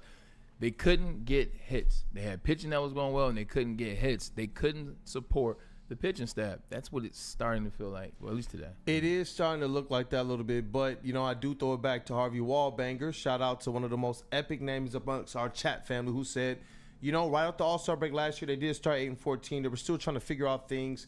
We were, they had Torque and Parker Meadows who had taken some trips down to AAA. I was down there for Parker Meadows' assignment and was getting all the little different tips and pointers from Broder on what to look out for. And it was like, bro, it doesn't matter. He's hitting everything. It looks like his mind is right. And then we know what Kerry Carpenter meant as well to this Detroit Tigers team. So getting healthy last year and getting some of those players who were kind of going through some slumps right over that kind of first week or two after All-Star break, we saw the Tigers go through this. Now, to this tune, no. This is where I believe you're starting to get some people who are getting to become a little bit more concerned. Because I thought that this chat was going to be one, and like a lot of the narratives that you hear amongst social media, and there was a lot of comments out there, there's a whole lot more people who are more concerned than I thought they would be with the team that's still one of the best record-wise in all of baseball. Yeah, I'm not surprised by it, and I don't think they should be under-concerned, if there's such a word. They should be concerned because just because they've got 60 wins doesn't mean they're playing the best baseball. Just because they were the first team to 40 wins and 50 wins and 60 wins doesn't mean squat to people right now. Yeah. They have a right to be concerned because of the recent trends, and it's not a short sample size. It's not very small at all. You guys know me. I'm not hyperbolic at all. Not at all. But over the last month, they have not played good baseball. Okay, AJ Hinch, this is a statement from your skipper. We are a much better team and a cleaner team than what we've shown. We've been trending in some struggles that we know we can fix. The question is, do you believe they know that they can fix these struggles? I do believe they know they can fix the struggles. Does that mean they will fix the struggles? Not necessarily. It's fair enough. Yeah. Fair enough. That's the problem. Now, I'm not going to go so far as to say what somebody said in the chat, which is hilarious. The Blue Jays are going to beat the piss out of this 4A team. I don't think it's not a 4A team. 61 okay. 4A team. It's not a 4A team. But when a team is playing out of character, and that's what it's doing right now. They are playing out of character because that's why I always ask people, how long do you need to identify what a team is? Football is a little different, right? Yeah. Football, I think you'll probably get that in the first quarter of the season. Baseball, if you take the first quarter of the season, it's 40 games or so. Nah. And we wanted to jump all over this team like they're the best team in baseball. And look, I said it too. I'm not blaming people in the chat or anybody here in our studio. I said it too. After 40 games, maybe we jumped the gun a little bit. I did precursor that by saying last year, if you recall, 0.02% to reach the playoffs, and they made a miraculous run. Who says it can't go the other way? Yeah. Why do we think that it's always got to be through the positive lens of things? How come it can't be a negative? Yes. Do we really think Zach McKinstry, who's a .230 career hitter, is going to hit .285 all year? Probably not. Walker's going to find his level, you know. Usually it does. Yeah. And I hope it's not because I like Zach McKinstry. But I'm just saying, do we think Javier Baez was going to have the first half of the season? We were told his hip is healthy now and all these other things. And yet we saw for 3 years that it wasn't that guy. So, and all he's done is gotten older. I'm going to provide some optimism, and optimism is this. Would it be cool if this happens now, we struggle now, tons of games left, big lead, you find yourself, Because all championship teams, whether you win the World Series, whether you win the Stanley Cup, the Larry O'Brien, the Lombardi, it doesn't matter. You're going to go through something. There will be a period that you go through that you have to overcome. And in those moments, you learn about yourself. You learn about the team. You learn about the squad. Even deeper than, you know yourself a little bit. You made the playoffs last year. You beat the Astros, who them losing as well definitely helps. But this is a different season. This is different. You now led the AL the whole season so far. Essentially, you got to find yourself. You got to have that moment of adversity this is okay. We got through that. Now we know how to pull ourselves up from our bootstraps, like AJ Hinch is saying that they can. It's a lot of ball left in the season. There's 59 games left. And if it's happening right now and you can fix this in the next these 20 games, now you still got 39 games to rock and roll. Yeah, no, it's a good point. Yeah. I think baseball is a little weird in this regard. 59 games seems like a lot, doesn't it? It's not. But then on the other hand, it doesn't feel like that much either. Yeah. It's a weird feeling that I have at this time of the year in baseball. You feel like, okay, pretty soon it's going to be closing down. And then you look at it and you're, wait, 59 games, that's a long time. It's hard to reverse it, though. You need something to create that, I hate the phrase, but I'll say it anyway, create the spark. Yeah. Where is the spark for this team? Because let's face it, Casey Mize struggled before the All-Star break. He struggled during the All-Star game to a certain extent, gave up the bomb to Corbin Carroll, and struggled in his last start. Tarek Skubal was really good. We've said this for a while now. I've said this for a long time. I like the two starters, okay? Skubal and Mize, really good, right? One's exceptional. Jack Flaherty, where's your confidence level with him? Instead of looking at the entire team, look at the players, okay? That's why when people in the chat are saying trade for Eugenio Suarez and a reliever, that doesn't cut it. I've said this forever. You need a starter, okay? You're going into a playoff series. How many starters do you need? 3? Give me the 3 guys you're ultimately confident in right now. Skubal, question mark, question mark. Whether you believe it or not, most people, when you have your conversations with your buddies, whether you're at the barbershop or not many people are confident in Jack Flaherty because of the way he's pitched this year, and Casey Mize hasn't proven it to you just yet. Yeah, Jack Flaherty also, too. Like, I know you want to go back to the last season, but, like, he did not pitch well necessarily in the playoffs or towards the end of the playoffs. And with the Dodgers, right. 100% with the Dodgers, and he comes here, and then he struggled essentially from the start of the season. Well, start of the season, it was a little bit on the hitting side, but now he is struggling, and like you start to look back. Like for a number 2 starter, that can't happen. No, not if you have not if you believe. Look, if you're happy just winning the division, that's one thing. But if you expect to win a playoff series or 2 and reach the World Series, you're relying only on Tarek Skubal. Think again. Because we were just sitting here talking about, among a lot of shows, not just ours, a lot of networks talking about the fact that this team is going to have pitching depth. And now you do post something that we really have to sit here and talk about. You got to have your starters right. And it's come under some question. Early in the season, the first half of the season, we saw this team win despite like slumps from Torque here and there, Riley Green, Jack Flaherty. Now we're seeing the team not necessarily win despite those. And why? Because what was supposed to ultimately be the strength from the beginning of the season, pitching, is now becoming a question mark that we shouldn't have with this team. If you're talking about this Detroit Tigers team and success, is going to have to start and end with this pitching. The bullpen was a strength. It was a weapon of theirs. And now you're looking at a Detroit Tigers team where you got some questions about what depth really will they be able to take into the playoffs. And you're hoping that they definitely do something at the trade deadline. But you're right. Before we thought it was finishing pieces. You were right on that, Matt. Now we're not so sure. Now the questions change a little bit. And I do believe when you talk about some concern, it's right to have a level of concern. But I see Thomas Woodford here in the chat. He says, keep it a buck. They're just coming back to the pack a little.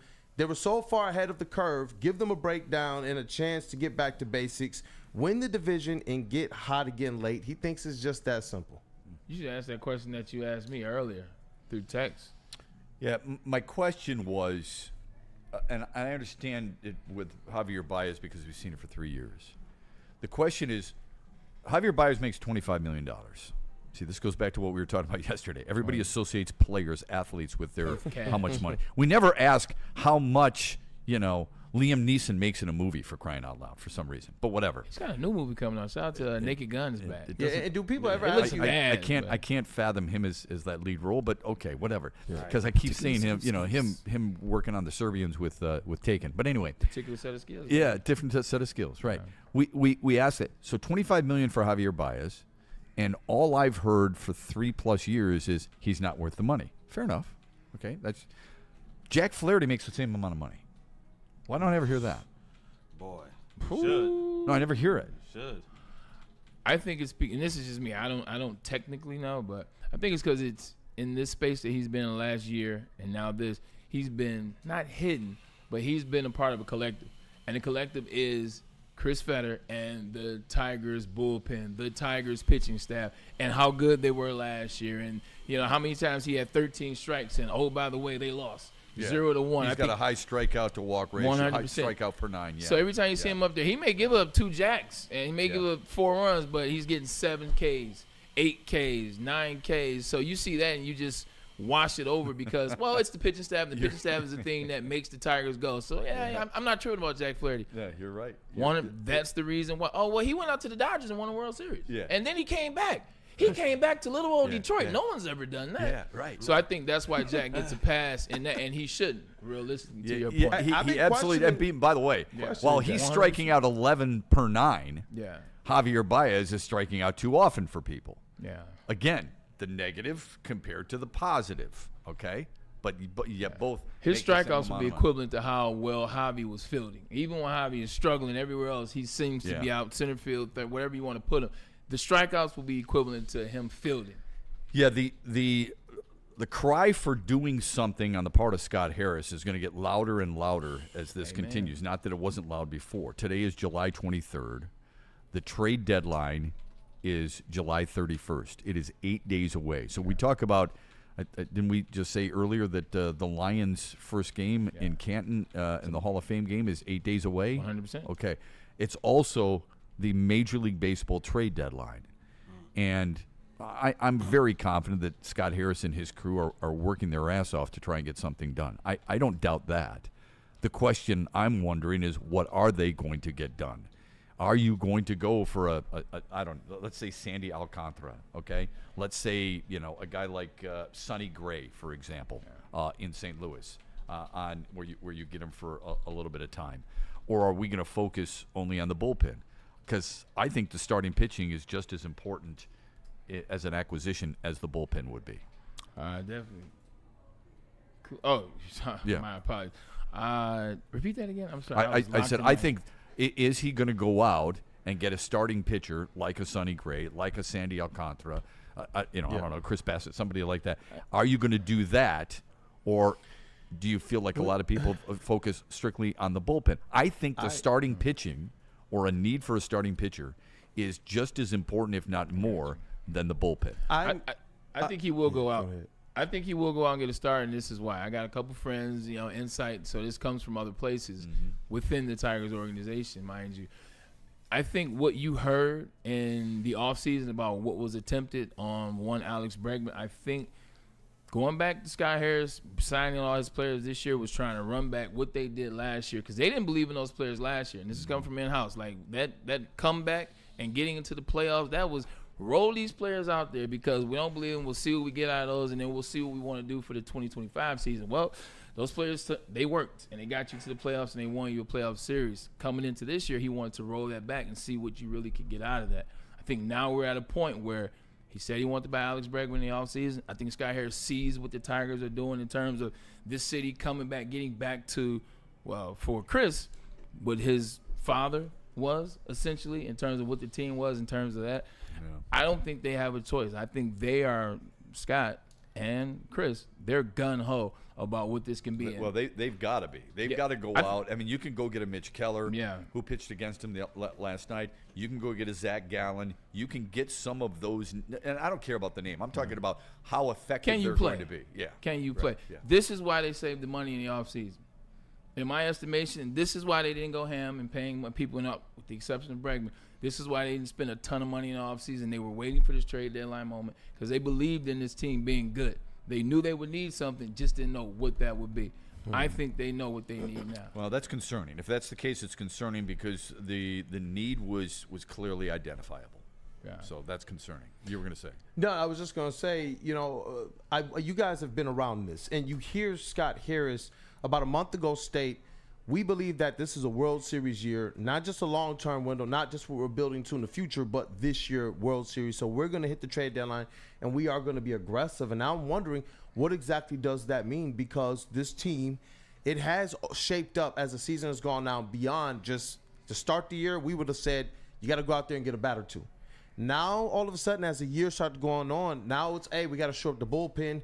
And now at this juncture, it's a lot more out there for them to do. So I wonder how much of his initial, what was aggression? What was he going to be at the trade deadline to go out there and try and put them over the top versus it's what probably that looks clearer like right now? It's probably clearer now what they need than it was before the beginning of the season, because I don't think anybody ever thought Dylan Dingler would be this effective, for example. Yeah, I don't think almost anybody. all-star level. Yeah, I don't think offensively and defensively. I might add. True. I don't Laser.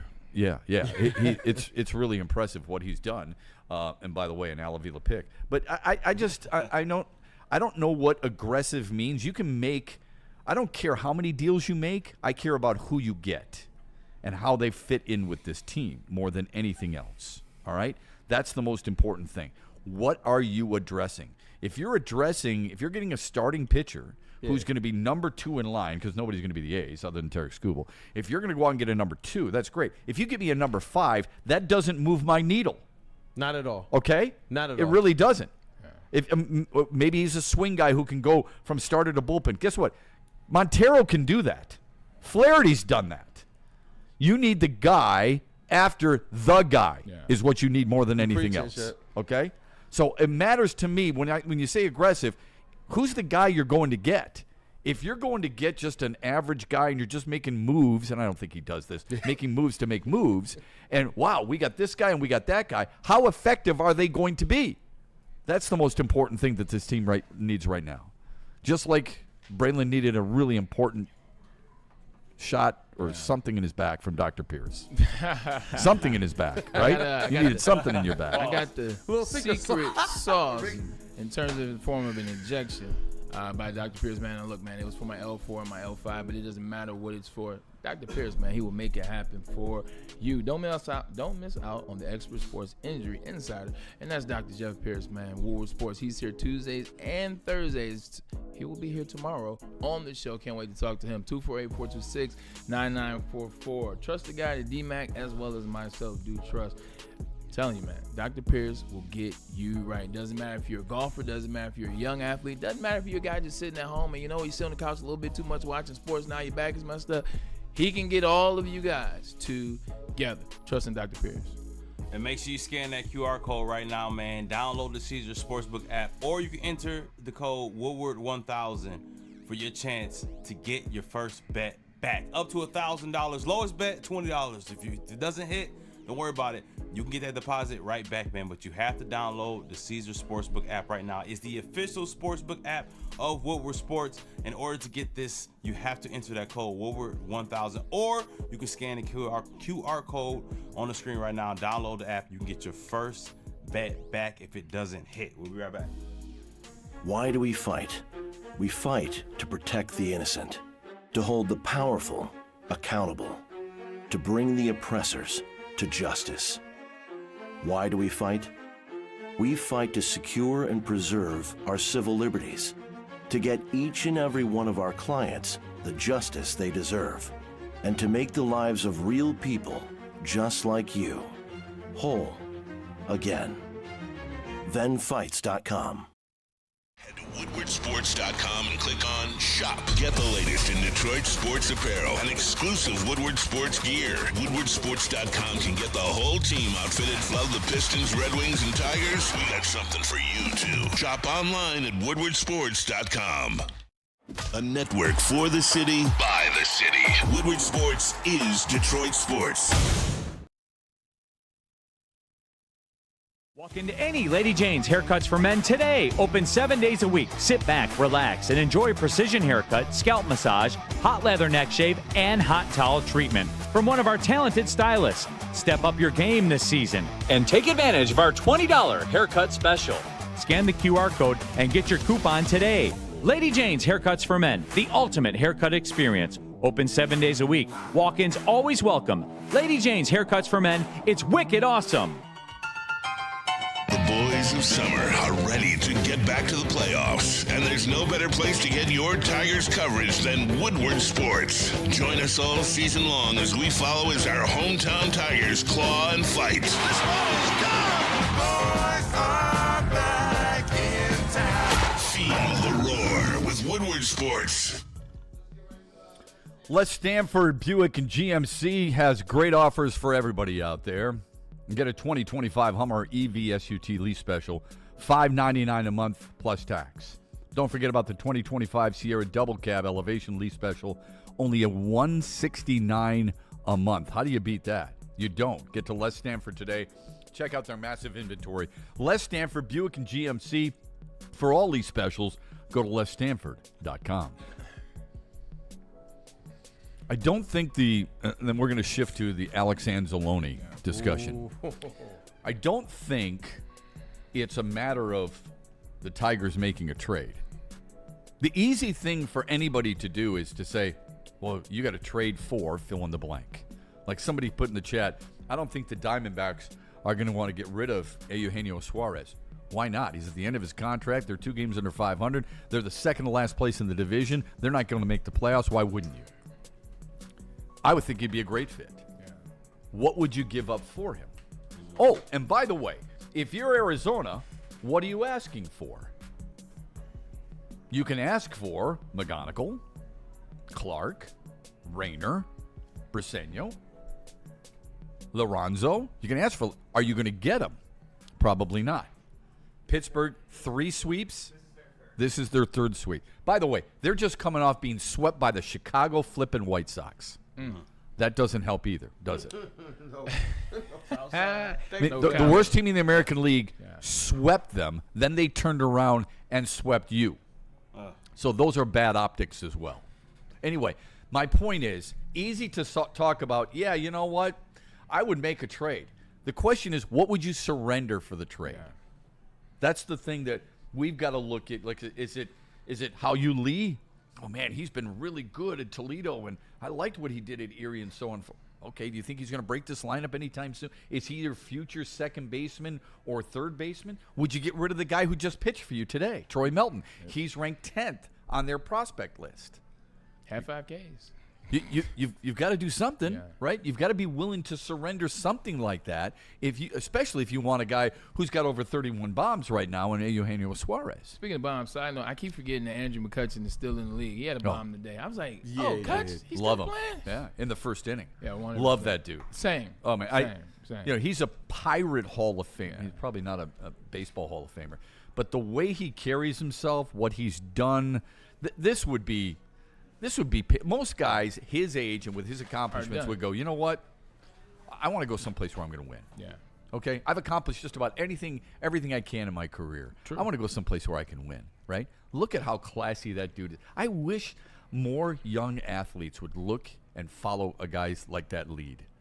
A London Fletcher, who I greatly respect in the National Football League. The way they handle their business is really good. London Fletcher's come up twice in 2 days. Like, I guarantee. That's because I love him. That's a record. Yeah. I guarantee. I know. He's a great dude, though. I do get kind of enthralled with certain players who I really like. Like, London Fletcher was one of those guys. Like, you know, he's undersized. He's a short linebacker. He's not necessarily the fastest, but it's the same thing I talked about when I talked about Zach Thomas a couple weeks ago. Yeah.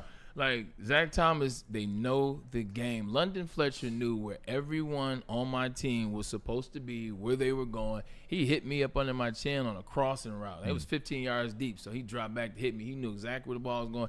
Hit me up underneath the chin. And as I caught the pass, but it hurt. I got up. He was like, boy, you lucky. You knew I watched that film. You know I know it's coming. I know. I saw it. Yeah, I'm like. Shout out to all hands, Braylon. Long game when he had that. But no, London's. You look, because you're like, this guy? That's why the size is interesting when you talk about watching film, breaking the film down, knowing the game, and really dialing into it. You can help, look at Amon-Ra St. Brown. I'll bring up 2 other names from a linebacker standpoint. John Offerdahl played at Western Michigan, went to Miami, and Stephen Boyd, who played for the Lions. There we go. Stephen Boyd was really good, but really underrated. right? Undersized, underrated. Yeah, fantastic. Speaking of linebackers, underrated, and sometimes Alex Anzalone has talked, I think it was yesterday after practice, disappointed with the way contract talks, extensions have gone. He's not the only one, by the way. Last year it was Jamar Chase. This year it's Micah Parsons. It's also Trey Hendrickson. It's also Terry McLaurin, who we like a lot. Yeah. You notice all these guys, except for Parsons, are superstars. They're also in their 30s. But they're also superstars. They're also superstars. I'm not trying to disrespect Alex Anzalone, which I have come to love over the years. I remember when he first started with the Lions, I had things to say about him, which were true. His lateral movement struggled. He couldn't necessarily cover in the pocket. He got exposed a bunch, but he came into his own. He kept working. He kept grinding. He learned the defense. He stayed up under Shep and Aaron Glenn and got better and better and better. Not last year, the year before, probably had his best year. But you're an 8-year journeyman that is a serviceable, really serviceable. How's he a journeyman? He's been with 2 teams. Yeah, but the first one, he's a special teams player. Right. He's a special teams player that got lucky to come to a bummy Detroit Lions team, and he was just an average player that's gotten better as they've gotten key pieces and as the defense has found its own identity. He's gotten better within that. He's got some people in the back now that are damn good. And people up front who help you too. 100%. Yeah. But you ain't one of them dudes that's sitting here talking about disappointed. What are you disappointed in? He's disappointed that the talks haven't gone further than what they are right now. Is he a force multiplier, or is he just a really good guy in the system? Because what should the talks be? You would know that better than I would. I think he is a really serviceable linebacker. He's a good linebacker. Let me stop saying he's a good linebacker. He's a good linebacker, but to say you're disappointed, sir, you coming off breaking your arm last year, year 8, this is year 9 for you, and like I said, you've kind of figured it out. The disappointment kind of confuses me. Yeah, I don't have a problem with the disappointment. He says he wants to retire as a Lion. Okay, welcome to business. Yeah, welcome to business. Welcome to business. So he wants to retire a Lion. I don't know how much longer he'll play before he announces retirement. I would argue if you're going to extend him, and that's what it's about because he's got another year left. If you're going to extend him 3 years, I could do that for probably close to what he's making now, maybe about $8 million a year. He's not making quite $8 million. Yeah. The number 11 highest paid linebacker in the National Football League is Robert Spillane at $11 million. Yep, I looked at that. Robert Spillane played for the Las Vegas Raiders, went to Western Michigan, was undrafted, I might add, was their captain, was a missile, was an absolute badass, and now plays for New England. Right. Does he deserve to be the 38th best player paid right now at his position? No. Does he deserve to be in the top 15? Probably not. But what we have to understand is Brad Holmes, and he knows this better than I do, in their front office, they're planning for the future constantly. Yeah. They can't let, with all due respect, a contract like this get in the way of signing Aiden Hutchinson, Brian Branch, Jack Campbell, Jamison Williams, Sam Laporta, Jahmyr Gibbs, not necessarily in that order. Okay? And what did you just name there? See, we always assume that the casualties to Brad Holmes drafting so well would be the young players. We always assumed you can't re-sign all these guys. All these guys. You're not going to be able to. But we to this point, we've seen the casualties though be either the older players of the team or the guys that he has gone out and signed the offseason before. So to this point, he's kept it to where we're going to keep our guys in-house if they're young. He's even gone out there and issued contracts to the Derek Barneses of the world. And even, I expect Malcolm Rodriguez, another guy that they like. They're going out there and they're making sure that their guys right now are the ones that are in-house. And I do believe those guys are all complementary players. I mean, Curbs, Malcolm Rodriguez is a special teams guy and a second-line linebacker. Yeah, thank you. Thank you for saying that. Yeah, thank you. Derek, thank you. I mean, a good enough guy. Don't get me wrong. Every team needs him. Just because somebody's a good person, we make him into it's okay to say he's not. Right. Thank you. Yeah, and the same thing with Derek Barnes. Can they win without him? Absolutely. Yeah. Can they win without Alex Anzalone? Look, he's a 4-year captain. There's something to be said for that. Yeah. He wears the green dot. Okay, but how much? The problem with that quote that you saw a moment ago, I want to retire Lion, is you open yourself up to this. Well, if you want to retire a Lion, take the contract. Take Take the contract that's going to be given. on the table. Right. Look, I love what he's done in the leadership space, in the captaincy space for the Detroit Lions. He has been nothing but great as being a leader and being a captain. But this is just the way of the NFL. The old guys, they are ousting them. They are moving on for them. Brad Holmes have already told you, I don't pay guys that didn't get drafted by Detroit Lions unless you're slinging 40 touchdowns a year. Like, I just don't pay those guys. So 8 years, this will be your 9th year. He'll be 31 before the year is up. He'll be 31. This is just the way of the NFL. And you helped build this. You helped build this with the Lions. Yeah. You got to understand that. But on the opposite side, I think there is something to the Detroit Lions, like asking for that money with the Lions. Because what do the Lions need? They need defense. That's what we think. We need the defensive line to figure it out. That is another whole topic we can get into later, not tomorrow or next week. But this is the year. We just talked about Super Bowl or bust, correct? And this is where Alex Anzalone has a little bit of – he's got a little leverage with this conversation. This is the Super Bowl or bust year, correct? This is everybody's coming back. This is the team. We got the roster. Whoever said we're number 3. We need the guy that leads the defense that's going to make Jack Campbell better and make everybody else better on that defense. And they know that. So they're going to have to come to him some bit. Yeah, maybe they're not coming to the sense of, he's getting 8.5 or he's getting 9 or what he was asking for 8. But you're going to have to come to him. I don't know what he's asking for, to be honest with you. Yeah, I mean. You got to come to him a little bit because having him on the team, I know you pick up maybe a game. Having him as linebacker on the team, you pick up a game or a game and a half. You can understand where he's coming from. I don't, the ranking is one thing, the money and all that other stuff, and we all know that the money can be manipulated. It's your salary, it's your signing bonus, it's prorated, it's whether or not you make the team, you can make a little extra money. So there's ways to tweak it a little bit. But if he sees Taylor Decker get the extension, you can understand. Even though he's advanced, how can you? If Jared Goff gets the extension, you could understand why. If David Montgomery gets the extension, you can understand why he's like, where's mine? The age thing is kind of a complex one because I'm going to give you some names of guys right now. And the common denominator is that they are 30 or older. Now, these are elite players, and he's not. But T.J. Watt is 31. Lane Johnson is 35. Derrick Henry is 31. Sheesh. George Kittle is 31. Trey Hendrickson is 30. Chris Jones is 31. Tyreek Hill is 31. Your own Jared Goff is up there. Cam Hayward is 36. Love him. Danielle Hunter is 30.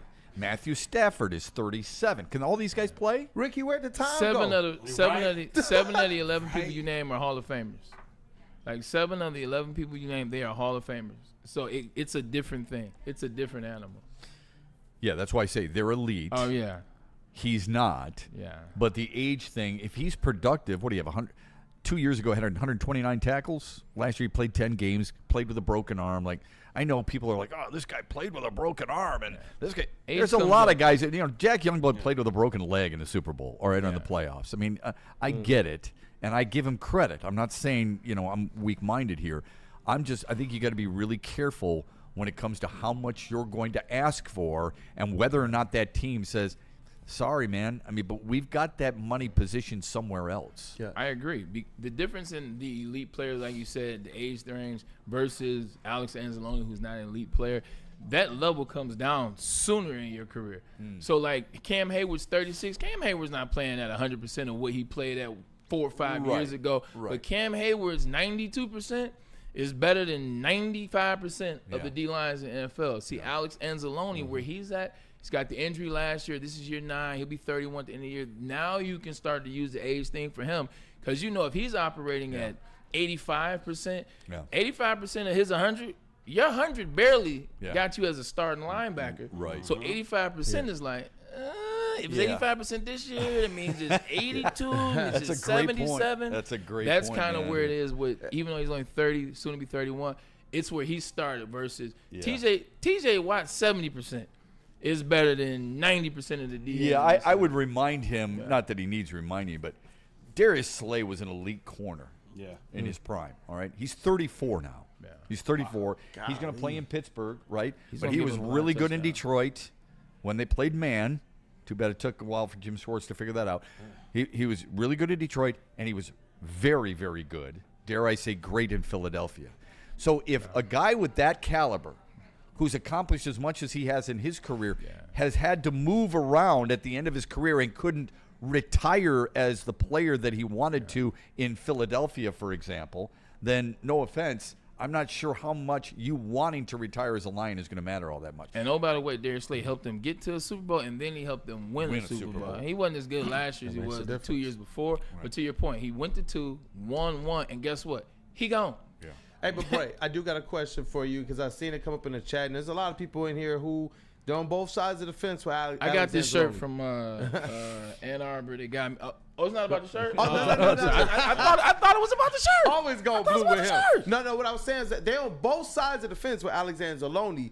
But I wanted to ask you this. How much stock, because I've seen this come up a couple times, how much stock do you put in to the time that he missed, and then when he got back, you hear the broadcast feeding and fawning over, and you do see a little bit of a difference in what those linebackers were able to do. And they were saying that it was specifically because Alex Anzalone being back, and that he was a linebacker that's the smartest in that room. Yeah. He's the one that they could depend on to run those stunts to affect that pressure on the quarterback. And I wonder how much of that plays into what he believes is his effectiveness. No, it's probably the driving force for what he's talking about in terms of why he should be paid and why he's disappointed. And that's why as I start talking a little bit, I said I can understand that side. And he has a little bit of leverage. Like, this team is better with Alex Anzalone. Like, the defense is better with Alex Anzalone. You said that you give him a game if he's here. Jack Campbell could be a better version of himself and still learn from Alex Anzalone. He didn't get a chance to learn on the field as much last year. So he definitely he helps this line. He is a force multiplier with this particular team and this line. Who do you play in his stead? Like, he's not walking out. Trey Hendrickson left the state of Ohio. Yeah. He said, he left the state, literally. I'm out, right? Micah Parsons has already said, I'm getting mine, and he should. That dude's an absolute wrecking ball, right? Terry McLaurin hasn't even reported to camp. So I think we have to be careful here. Yeah. At least Alex Anzalone, granted, he still has another year left on the deal, so he should be there, but at least he's in camp. Yeah. At least he's participating. He's trying not to become a distraction. Mm-hmm. All those other guys, save maybe Parsons, they're distractions. Yeah. When Trey Hendrickson says, I'm out, OHIO, blow, then that's a problem, right? He's not doing that. So at what point do we say, all right, well, you want to walk, go ahead. We've got fill in the blank. They don't have somebody who can produce like him. That's what I was about to ask Bray is, what do you think about a guy like a Jack Campbell at this point in time? What do you mean? He's a starter. I've been asking for a fill in the blank and a defensive tackle and another defensive end for the last 3 years. That's what I've been asking for. That's what I've wanted. The linebacker core has never been like that for the Detroit Lions. Well, not never, but really, never. You know what I'm saying? It's a couple linebackers that you can point to in the history. One works in the front office, one tore his ACL celebrating a sack, and one had an amazing season, and then he decided he wanted to go hang glide somewhere and quit football. DeAndre Levy? 100%. He's actually a great dude. I got a chance to holler at him, but, he still did the weird thing. They wouldn't, you know what I'm saying? Like, he did the weird thing. This is a space that they have not provided for outside of drafting Jack Campbell. So, no, they don't have the guy. Why do you think that is? Is that it's changed in football? It used to be everybody ran a 4-3, and in the middle, there you go. There's Lambert, Hammond, Russell. Okay, whatever. Minnesota, there's Matt Blair and all these other. Usually it's 2 linebackers now, right? Because they're playing more nickel than ever before. They're playing more nickel, and you got guys like the linebacker position. That's why when they drafted Jack Campbell, I was a little surprised because he's 6'5", he's 255, 260. That's not the way to linebacker anymore. Right. The average linebacker that's making $20 million now, he's going to be about 6'1". 6'2" is tops, and he's going to be about 235 and run. He can go side to side. He runs for Jack Campbell can run. Yeah, 100%. Jack can, 100%. But I'm saying the Mike linebackers. So I don't know if you don't have them on your team right now. That will be the next key point for the Lions. And this is next season, but in off season, they got to get themselves a linebacker of the future. What were you going to say, Kool-Aid? No, I mean, that's where it's at. There's some people who do believe Jack Campbell to be a complimentary back. I am actually one of the ones that's pretty big on Jack Campbell being able to take that next leap. But until he gets there, when you saw what happened last season without Alex Anzalone, I try to chalk it up to, hey, Jack Campbell, let's see you in year 3. Yeah. Let's see if this defense takes that type of I thought he was really good last year. I thought he was really good last Really year, good. but there was a difference between Zoe, being out there and him not being out there. I thought that the defense didn't necessarily crater, but there were some strengths to this defense that we saw when Alex Anzalone was back, and that's where I do hope next year, when you're talking about the maturation of a Jack Campbell, because he's still a young player, he's still learning. He doesn't have the experience or the time of Alex Anzalone. I am hoping to see him step more into that high IQ role that they were fiending and fawning over when they were talking about Alex Anzalone. I think he showed that. I don't worry about that with him at all. I think Talk to me about Jack, for man. sure. I don't worry about Jack Campbell, but like he's one of those players that he's gonna do his job. But like to your point, it's not overly crazy. He's not loud. He doesn't say anything. He's not doing sack celebrations. I mean, it's just I'm gonna tackle guys. Right. I'm gonna get off the field and I'm gonna be quiet. And in an era where everybody is, watch me do this or look at me, he's not that. So a lot of people don't think he can play. He can play, but he is never going to be. Let me not say never. Never is a definitive word. He's not going to be. I think he's a badass. leader? Period. No, not a leader. He'll come into that. Like you can be a quiet leader. He'll be a leader, but he won't be the guy that you want him to be. But the numbers will look like they were supposed to. That's what I'm saying. His numbers will be there. He'll have 130 tackles. He'll be right there. He'll have 2.5 sacks a year. Like great numbers. But he's not gonna be loud. He's not gonna be Micah Parsons or Bosa or one of those guys. No. And I, Or Fred Warner for that matter. I was just gonna say Roquan Smith. Yeah, I was gonna say those two guys. And ironically enough, you bring those two guys up. Those are the only two linebackers who make $20 million or more. Yeah. Okay. And Fred Warner, to your point, you talk about the size of linebackers. Fred Warner's listed at 6'3", 230 pounds. And he's like the biggest of the elite linebackers. Yeah, and he's tallest. Excuse me. Yeah, he's a big guy, Yeah. right? I mean, 6'3", 230 is, I mean, that's a good sized man. Roquan Smith. Now, Jack's 2 inches taller, and he's 25 pounds heavier. Yeah. Yeah. So do you think he's a guy eventually, not necessarily now, and I'm not saying he has to, but do you see him as a guy who might trim down a little bit? I mean, you just naturally trim down as you get older, I think, because you start to find your prime and start to realize, Some of us do. Some of us don't. Very true. I feel attacked. But yeah, no, I think Jack Campbell, like he'll trim a little bit, but not too much. This is who he is. This is how he plays. This is how he's had success at Iowa. This is how he had success in high school. And this That's why is they how drafted him, right? And this is how he had success in the NFL thus far. So I don't see him as a guy to try to get down there to do that. He's his size. Do you think he can be a Pro Bowl-like linebacker? 100%. What makes you say that? Because his attention to detail. Jack Campbell doesn't make the same mistake twice. Like when I watch his film, I see him get out of position. The week against Green Bay Packers, he came back against Minnesota. He wasn't out of position. Like little things like that. I saw him miss a tackle because of his angle in which he went to wrap the guy up. It was a bad angle. It's a terrible angle. Haven't seen that angle since that game, and that was the Buffalo game, I want to say. So I don't see him making mistakes twice. At least not the same mistake. That's something that you pay attention to, and he's coachable.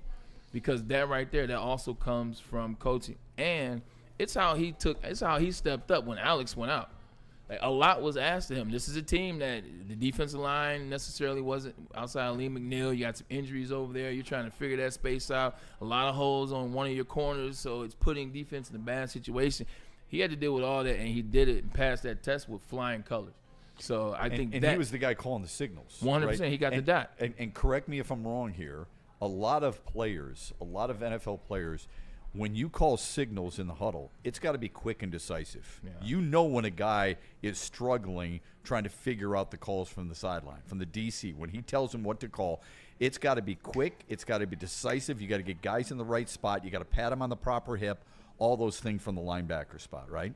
100%. Also, to answer your question, Ricky, sometimes a softer voice, but a consistent voice and getting things done, sometimes it work. And that's what Jack Campbell is. I played in New York with a guy that I played with in Michigan, Dave Harris. Oh, yeah. Dave Harris is one of the best linebackers in New York Jet history, and he would have been an amazing linebacker in Michigan. He just stayed hurt, unfortunately. Worked for him in the league. Dave was quiet. Dave's not a big talker. Dave is do his job, going there and put his helmet right between the middle of your numbers. But as you start to get year 4, year 5, year 6, still quiet, but you know how to talk, and they believe you because of your consistency. So you don't have to be Ray Lewis and give a Bart sermon Scott. after Yeah, every you don't play. have to be Bart Scott. Yeah. I've known Bart my whole life, which is hilarious, but you don't have to be that. Yeah. People will listen to you because that defense, they listen to Dave Harris, and then he went out there and he backed it up with his play. So, yeah, he'll be fine as a leader, and yes, he will be a Pro Bowler. Roquan Smith, by the way, 6'1", 230. Yeah. So to your point, there you go. There's your linebackers who make $20 million or more, and their size. Speaking of size, want to get big, want to look like Braylon Edwards? He's got something from Planet Fitness for you. Planet Fitness, where your fitness is essential. But guess what, man? Look, August 31st is upon us. Look, right now at the high school pass for the kids, 14 and 19, you come down to Planet Fitness, any Planet Fitness, and you work out for free. I don't know about you, but free is a strong word in my household. August 31st, you have until August 31st to get out of the house. Physical health is important, 100%, but mental health is just as important, man. We want to get you away from the screens and get you away from the usual routine, get you to the gym where there's no judgment. That's at Planet Fitness. And also the trainers are there to help you, guide you, whatever you want to do. Aqua Hydro massage chairs as well. You can be who you want to be. You come down to Planet Fitness, man. Gyms are squeaky clean. And also, for you, those of you who are not 19, backwards to 14, the gym is fitness that fits into your budget. So come on down. We'll take care of you at Planet Fitness. Yeah, and then make sure you stay connected to Woodward Sports on all social platforms. We're on all of them, man. Facebook, X, Instagram, along with YouTube, Twitch, and TikTok. Stay up to date with the latest sports news, live updates, and that behind-the-scenes action, man. Don't miss out. Hit that follow button. Twitch, TikTok, YouTube, Facebook, X, and Instagram. Make sure you be a part of Detroit's #1 digital sports network. That's at Woodward Sports on all social platforms, at Woodward Sports, and we'll be right back. Summer's heating up and Feldman's clearing space for the incoming new models. That means massive markdowns during Feldman's hot summer sale. Get a 2025 Silverado for just $189 a month, or this 2026 Equinox for just $209 a month. Inventory's moving fast, and when it's gone, it's gone. So don't sweat the search. Just get to Feldman. More locations, more inventory, more ways to save. The hot summer sale is on at Feldman Chevrolet, Michigan's #1 Chevy dealer. Walk into any Lady Jane's Haircuts for Men today. Open 7 days a week. Sit back, relax, and enjoy precision haircut, scalp massage, hot leather neck shave, and hot towel treatment from one of our talented stylists. Step up your game this season and take advantage of our $20 haircut special. Scan the QR code and get your coupon today. Lady Jane's Haircuts for Men, the ultimate haircut experience. Open 7 days a week. Walk-ins always welcome. Lady Jane's Haircuts for Men. It's wicked awesome. WoodwardSports.com and click on Shop. Get the latest in Detroit sports apparel and exclusive Woodward Sports gear. WoodwardSports.com can get the whole team outfitted. Love the Pistons, Red Wings, and Tigers? We got something for you, too. Shop online at We're back. We back. Welcome back to the Braylon Edwards Show with Shep. I'm Braylon Edwards, man, having a good time today. I hope you guys are enjoying what we're bringing you, man. We're now into 1, 2, 3, 4, 5, 6, 7 shows. This is our 7th show. Well, 7th for me. Oh, you play golf. That's right. Yeah, my apologies. Yeah. 8 shows as a team. Let us know what you think, man. We're open to criticism. We're open to critique. We may not listen to you, but we will read it. 100%. We'll do our very best. Yeah, Look, we are used to it. Yeah. Braylon's used to getting yelled at by coaches. Right. He's thick-skinned. Fans, too, so, you know. I'm thick-skinned with it. No problem. If I can handle Ricky's criticism in the prep show opportunities, then I can handle yours as well. Let's get to the mailbag. Now, this is something I'm excited about because I'm glad we're doing this on a regular basis. So we invite you to follow us on all our social media channels. Please do. And send us something. And Kool-Aid will make sure we get it in and get a question for Braylon, and we can roll from there. Yeah, definitely get those in. And not just for Bray, either, definitely for Bray. Storied career. Probably the best. Maybe I might be biased, but the best Michigan football player. NFL player. guy. Shep has been covering sports for a long time and has a lot of great insight. And I know that people, they're going to have some insight for both of you guys, man. But just as they're getting those mailbag questions in, just again, Braylon, you had some pretty interesting things to say about Marcus Davenport when you talk about the Detroit Lions. That's a guy that Brad Holmes is putting a lot of faith and trust in. And it's interesting because it comes after they give the money to Aleem McNeil, and then he gets injured. We know what Davenport's history is, and I know how you felt about those comments. Where you at right now with Mr. Davenport? I'm hoping that this is just, the comments that he made talking about, look, don't worry about me. Don't look at me. You know what I'm saying? Basically, leave me alone. Let me do my thing in silence and peace. I got to let you know it doesn't work like that in the NFL, especially now. You're going to have to talk. But with that being said, I hope that this is him having had to deal with this thought in his head all since he's been hurt.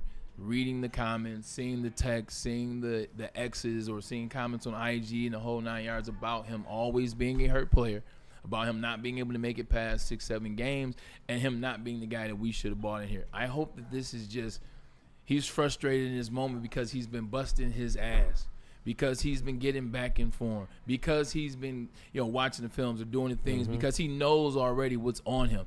He knows the defensive line has been the talks. Because even Brad Holmes got mad at us. What did Brad Holmes say? I don't understand the fascination with the rush edge. Come on now. You know why we're fascinated with the rush edge. I mean, the edge rusher. Excuse me. So I think part of that, too.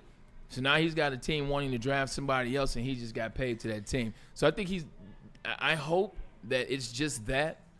But I don't like it. Whatever it is, I do not like it. So it begs the question from a reporter's angle. Yeah. You've been around a long time. Hey, Marcus Davenport. Whoa. I'm 42. Okay. Whoa. Marcus Davenport's been around a while. Yeah. It's not like this is his first media scrum. It's not like this is something that he shouldn't have anticipated. Facts. I mean, seriously. I mean, you've got to think ahead. You know what the media, you know where the mindset is for the most part, right? Yeah. Why would you say something like this? Like, don't worry about me. Well, first of all, I'm not worried about it. We're asking a simple question, okay? How are you going to help this defense, especially when you're somebody who hasn't been on the field very often? It feels like pressure. Does it? It feels like pressure because, I mean, look what happened yesterday. The practice got canceled. Dan Campbell seemed like he was under a little bit. Seemed like everybody's is going. I think you're starting to sense what the season is supposed to be. I think you're starting to sense on the intention that is placed on this season at in Allen Park, in the media, in the whole 9 yards. I don't know why, as a veteran player, like you resort to this, and it was a layup question. It was a very simple question. All you had to do was say, hey, look, I'm excited to get back out there, man. Look, I'm going to do my thing this year. I put in a lot of hard work, in the city of Detroit. They'll like what I'm bringing. Nothing about that is bragging about what you're going to do, saying that you're going to have 15 sacks, or giving an expectation on what people can see. It just says you're excited and ready for the season. But now it seems like you're nervous. Now it seems like you're in your own head. Can I play a whole season? How many games am I going to miss? Am I ready to be on the opposite side of 97, knowing Big Lee McNeil's not in the middle and that Talik Williams is probably going to start, which is a rookie that I'm going to have to play next to and help? Now it seems like all of these things are in your head when it's not about that. It's not about that. At least it shouldn't be. I would have guessed that he would have said something along the lines, look, when I'm healthy, I've shown that I can be productive. Yeah. In 2021 when I was in New Orleans, I had 9 sacks and I only played 11 games. I understand that some people question the health aspect. By the way, he's never played an entire season, okay? Yeah. So I understand that. But the way this team is going to use me, they're going to use me like this, and that's where I can be most effective. It's very similar, I think. Did you see what Caleb Williams said, you guys? Yes. When they asked him, what are the goals? I've always felt like that's an easy question for a media member to say, okay? Yeah.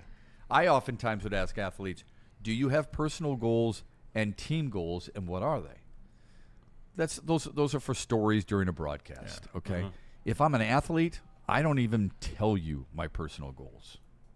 There's no reason for that. Yeah. Okay? So his personal goal was to throw for 4,000 yards. No Chicago Bear ever has. Okay? Hello, Bobby Douglas. And to complete 70% of your passes. If you don't accomplish that, every writer has that down in his notebook, and it's starred, it's highlighted. They're going to come to you in week 16. By the way, you need 400 yards to reach 4,000. By the way, you've got to complete this much to reach 70%. Yeah. And by the way, your team has 5 wins. What's more important? Just answer it with team goals, and everything will be okay. Yeah, but we don't live in a team era. And even when we didn't live in a team era. What's a bar? We don't live in a team era. And even when it did, like if somebody came to me and asked me, the first couple of times, I want to get 1,000 yards. I kept it based, though.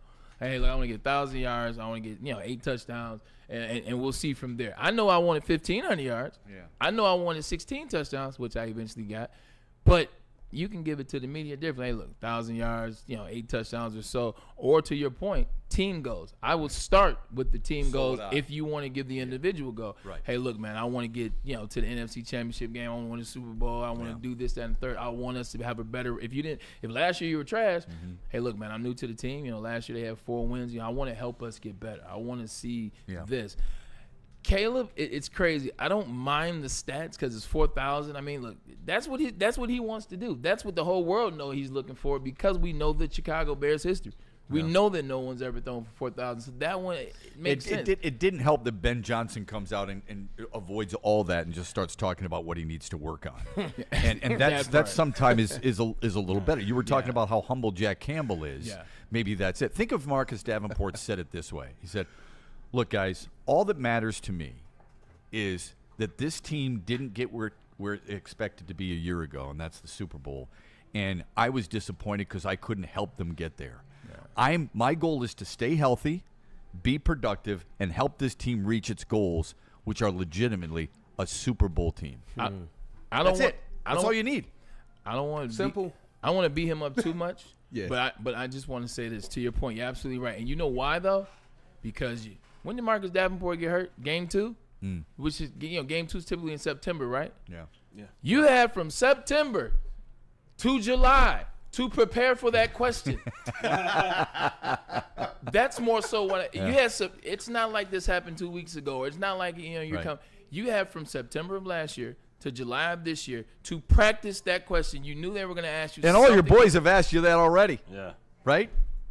You go back home, absolutely they're asking that question. Maybe in a different way, but similar to that. Anything else left in the mailbag? We do have some, and I know Ricky had one as well. Yeah, we were talking earlier about music, and we were just saying it'd be dope. Braylon, what was some of the songs that got you ready on each team? I know it had to the change. playlist.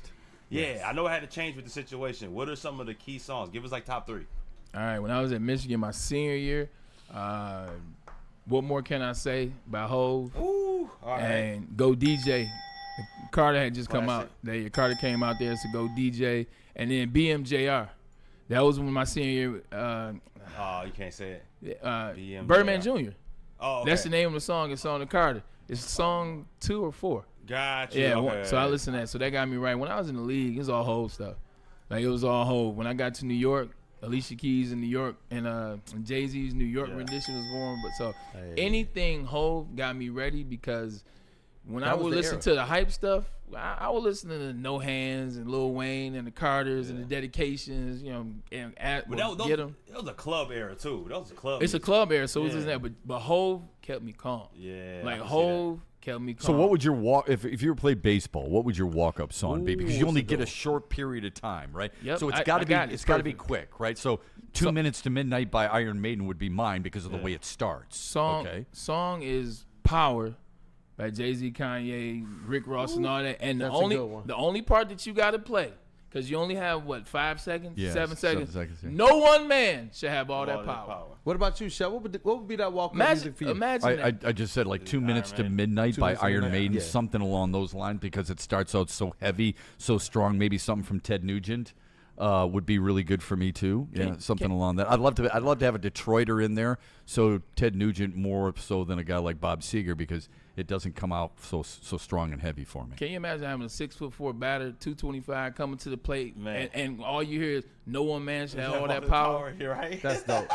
You would have to go yard every single time. I think you just said that's incoming 300 strikeouts. That's Shohei Ohtani. My hip. Dr. Pierce, I need a shot. What would your walk-up song be? Cool. Hey, you know what? Fireman by Wayne. Yeah, everybody knows. As soon as that drops, everybody knows what it is. You already know what I'm here to do, man. Yeah. Take care of But business. you do have a middle-aged white guy in the building, so I don't know what it is. I got 2. What about your I got 2. You can't have 2. You only get 1. Okay. You Well, only one get was the Detroit one. If I played for the Tigers, Yeah. it would be one. But it would be Gucci Man Lemonade. Let's go. Yeah. Lima. Everybody would be so happy in the stadium when they hear You're it. right. By the way, As soon as that beat dropped, they look. Hey, They know. niggas love in Detroit. Hey, too. until he strikes out, like yeah, Braylon exactly. said, right? 300 times. We just By played the way, again. speaking of Detroit, you know why you can play both of those and you be right? Because Big Sean, he murdered Super Duper Lemonade. Oh, yeah. So you can the just Detroit mixtape? Yes, you can just play Big Sean's Super Duper Lemonade You're right. and cover both bases. You're right. So here's how stupid I am. I'm in a Michigan basketball locker room before a game. Yeah. I'm walking through, and they're like, "Hey, Shep, there's Big Sean." And I'm looking around. I go, "Where?" And they go, "He's right there." I go, "That guy's not big." Yeah. Look at Braylon. I love That's you, Shep. hilarious. All right, love you guys, man. Thanks for all the help. We appreciate it. Thanks for listening. Thanks for watching. Thanks for liking. And make sure you follow us on all our social media channels. We're back here tomorrow on Woodward Sports, 2 to 4, the Braylon Edwards Show. Have a great Wednesday, everybody. See you. Peace. WoodwardSports.com and click on Shop. Get the latest in Detroit sports apparel and exclusive Woodward Sports gear. WoodwardSports.com can get the whole team outfitted. Love the Pistons, Red Wings, and Tigers? We got something for you, too. Shop online at WoodwardSports.com. A network for the city, by the city. Woodward Sports is Detroit sports.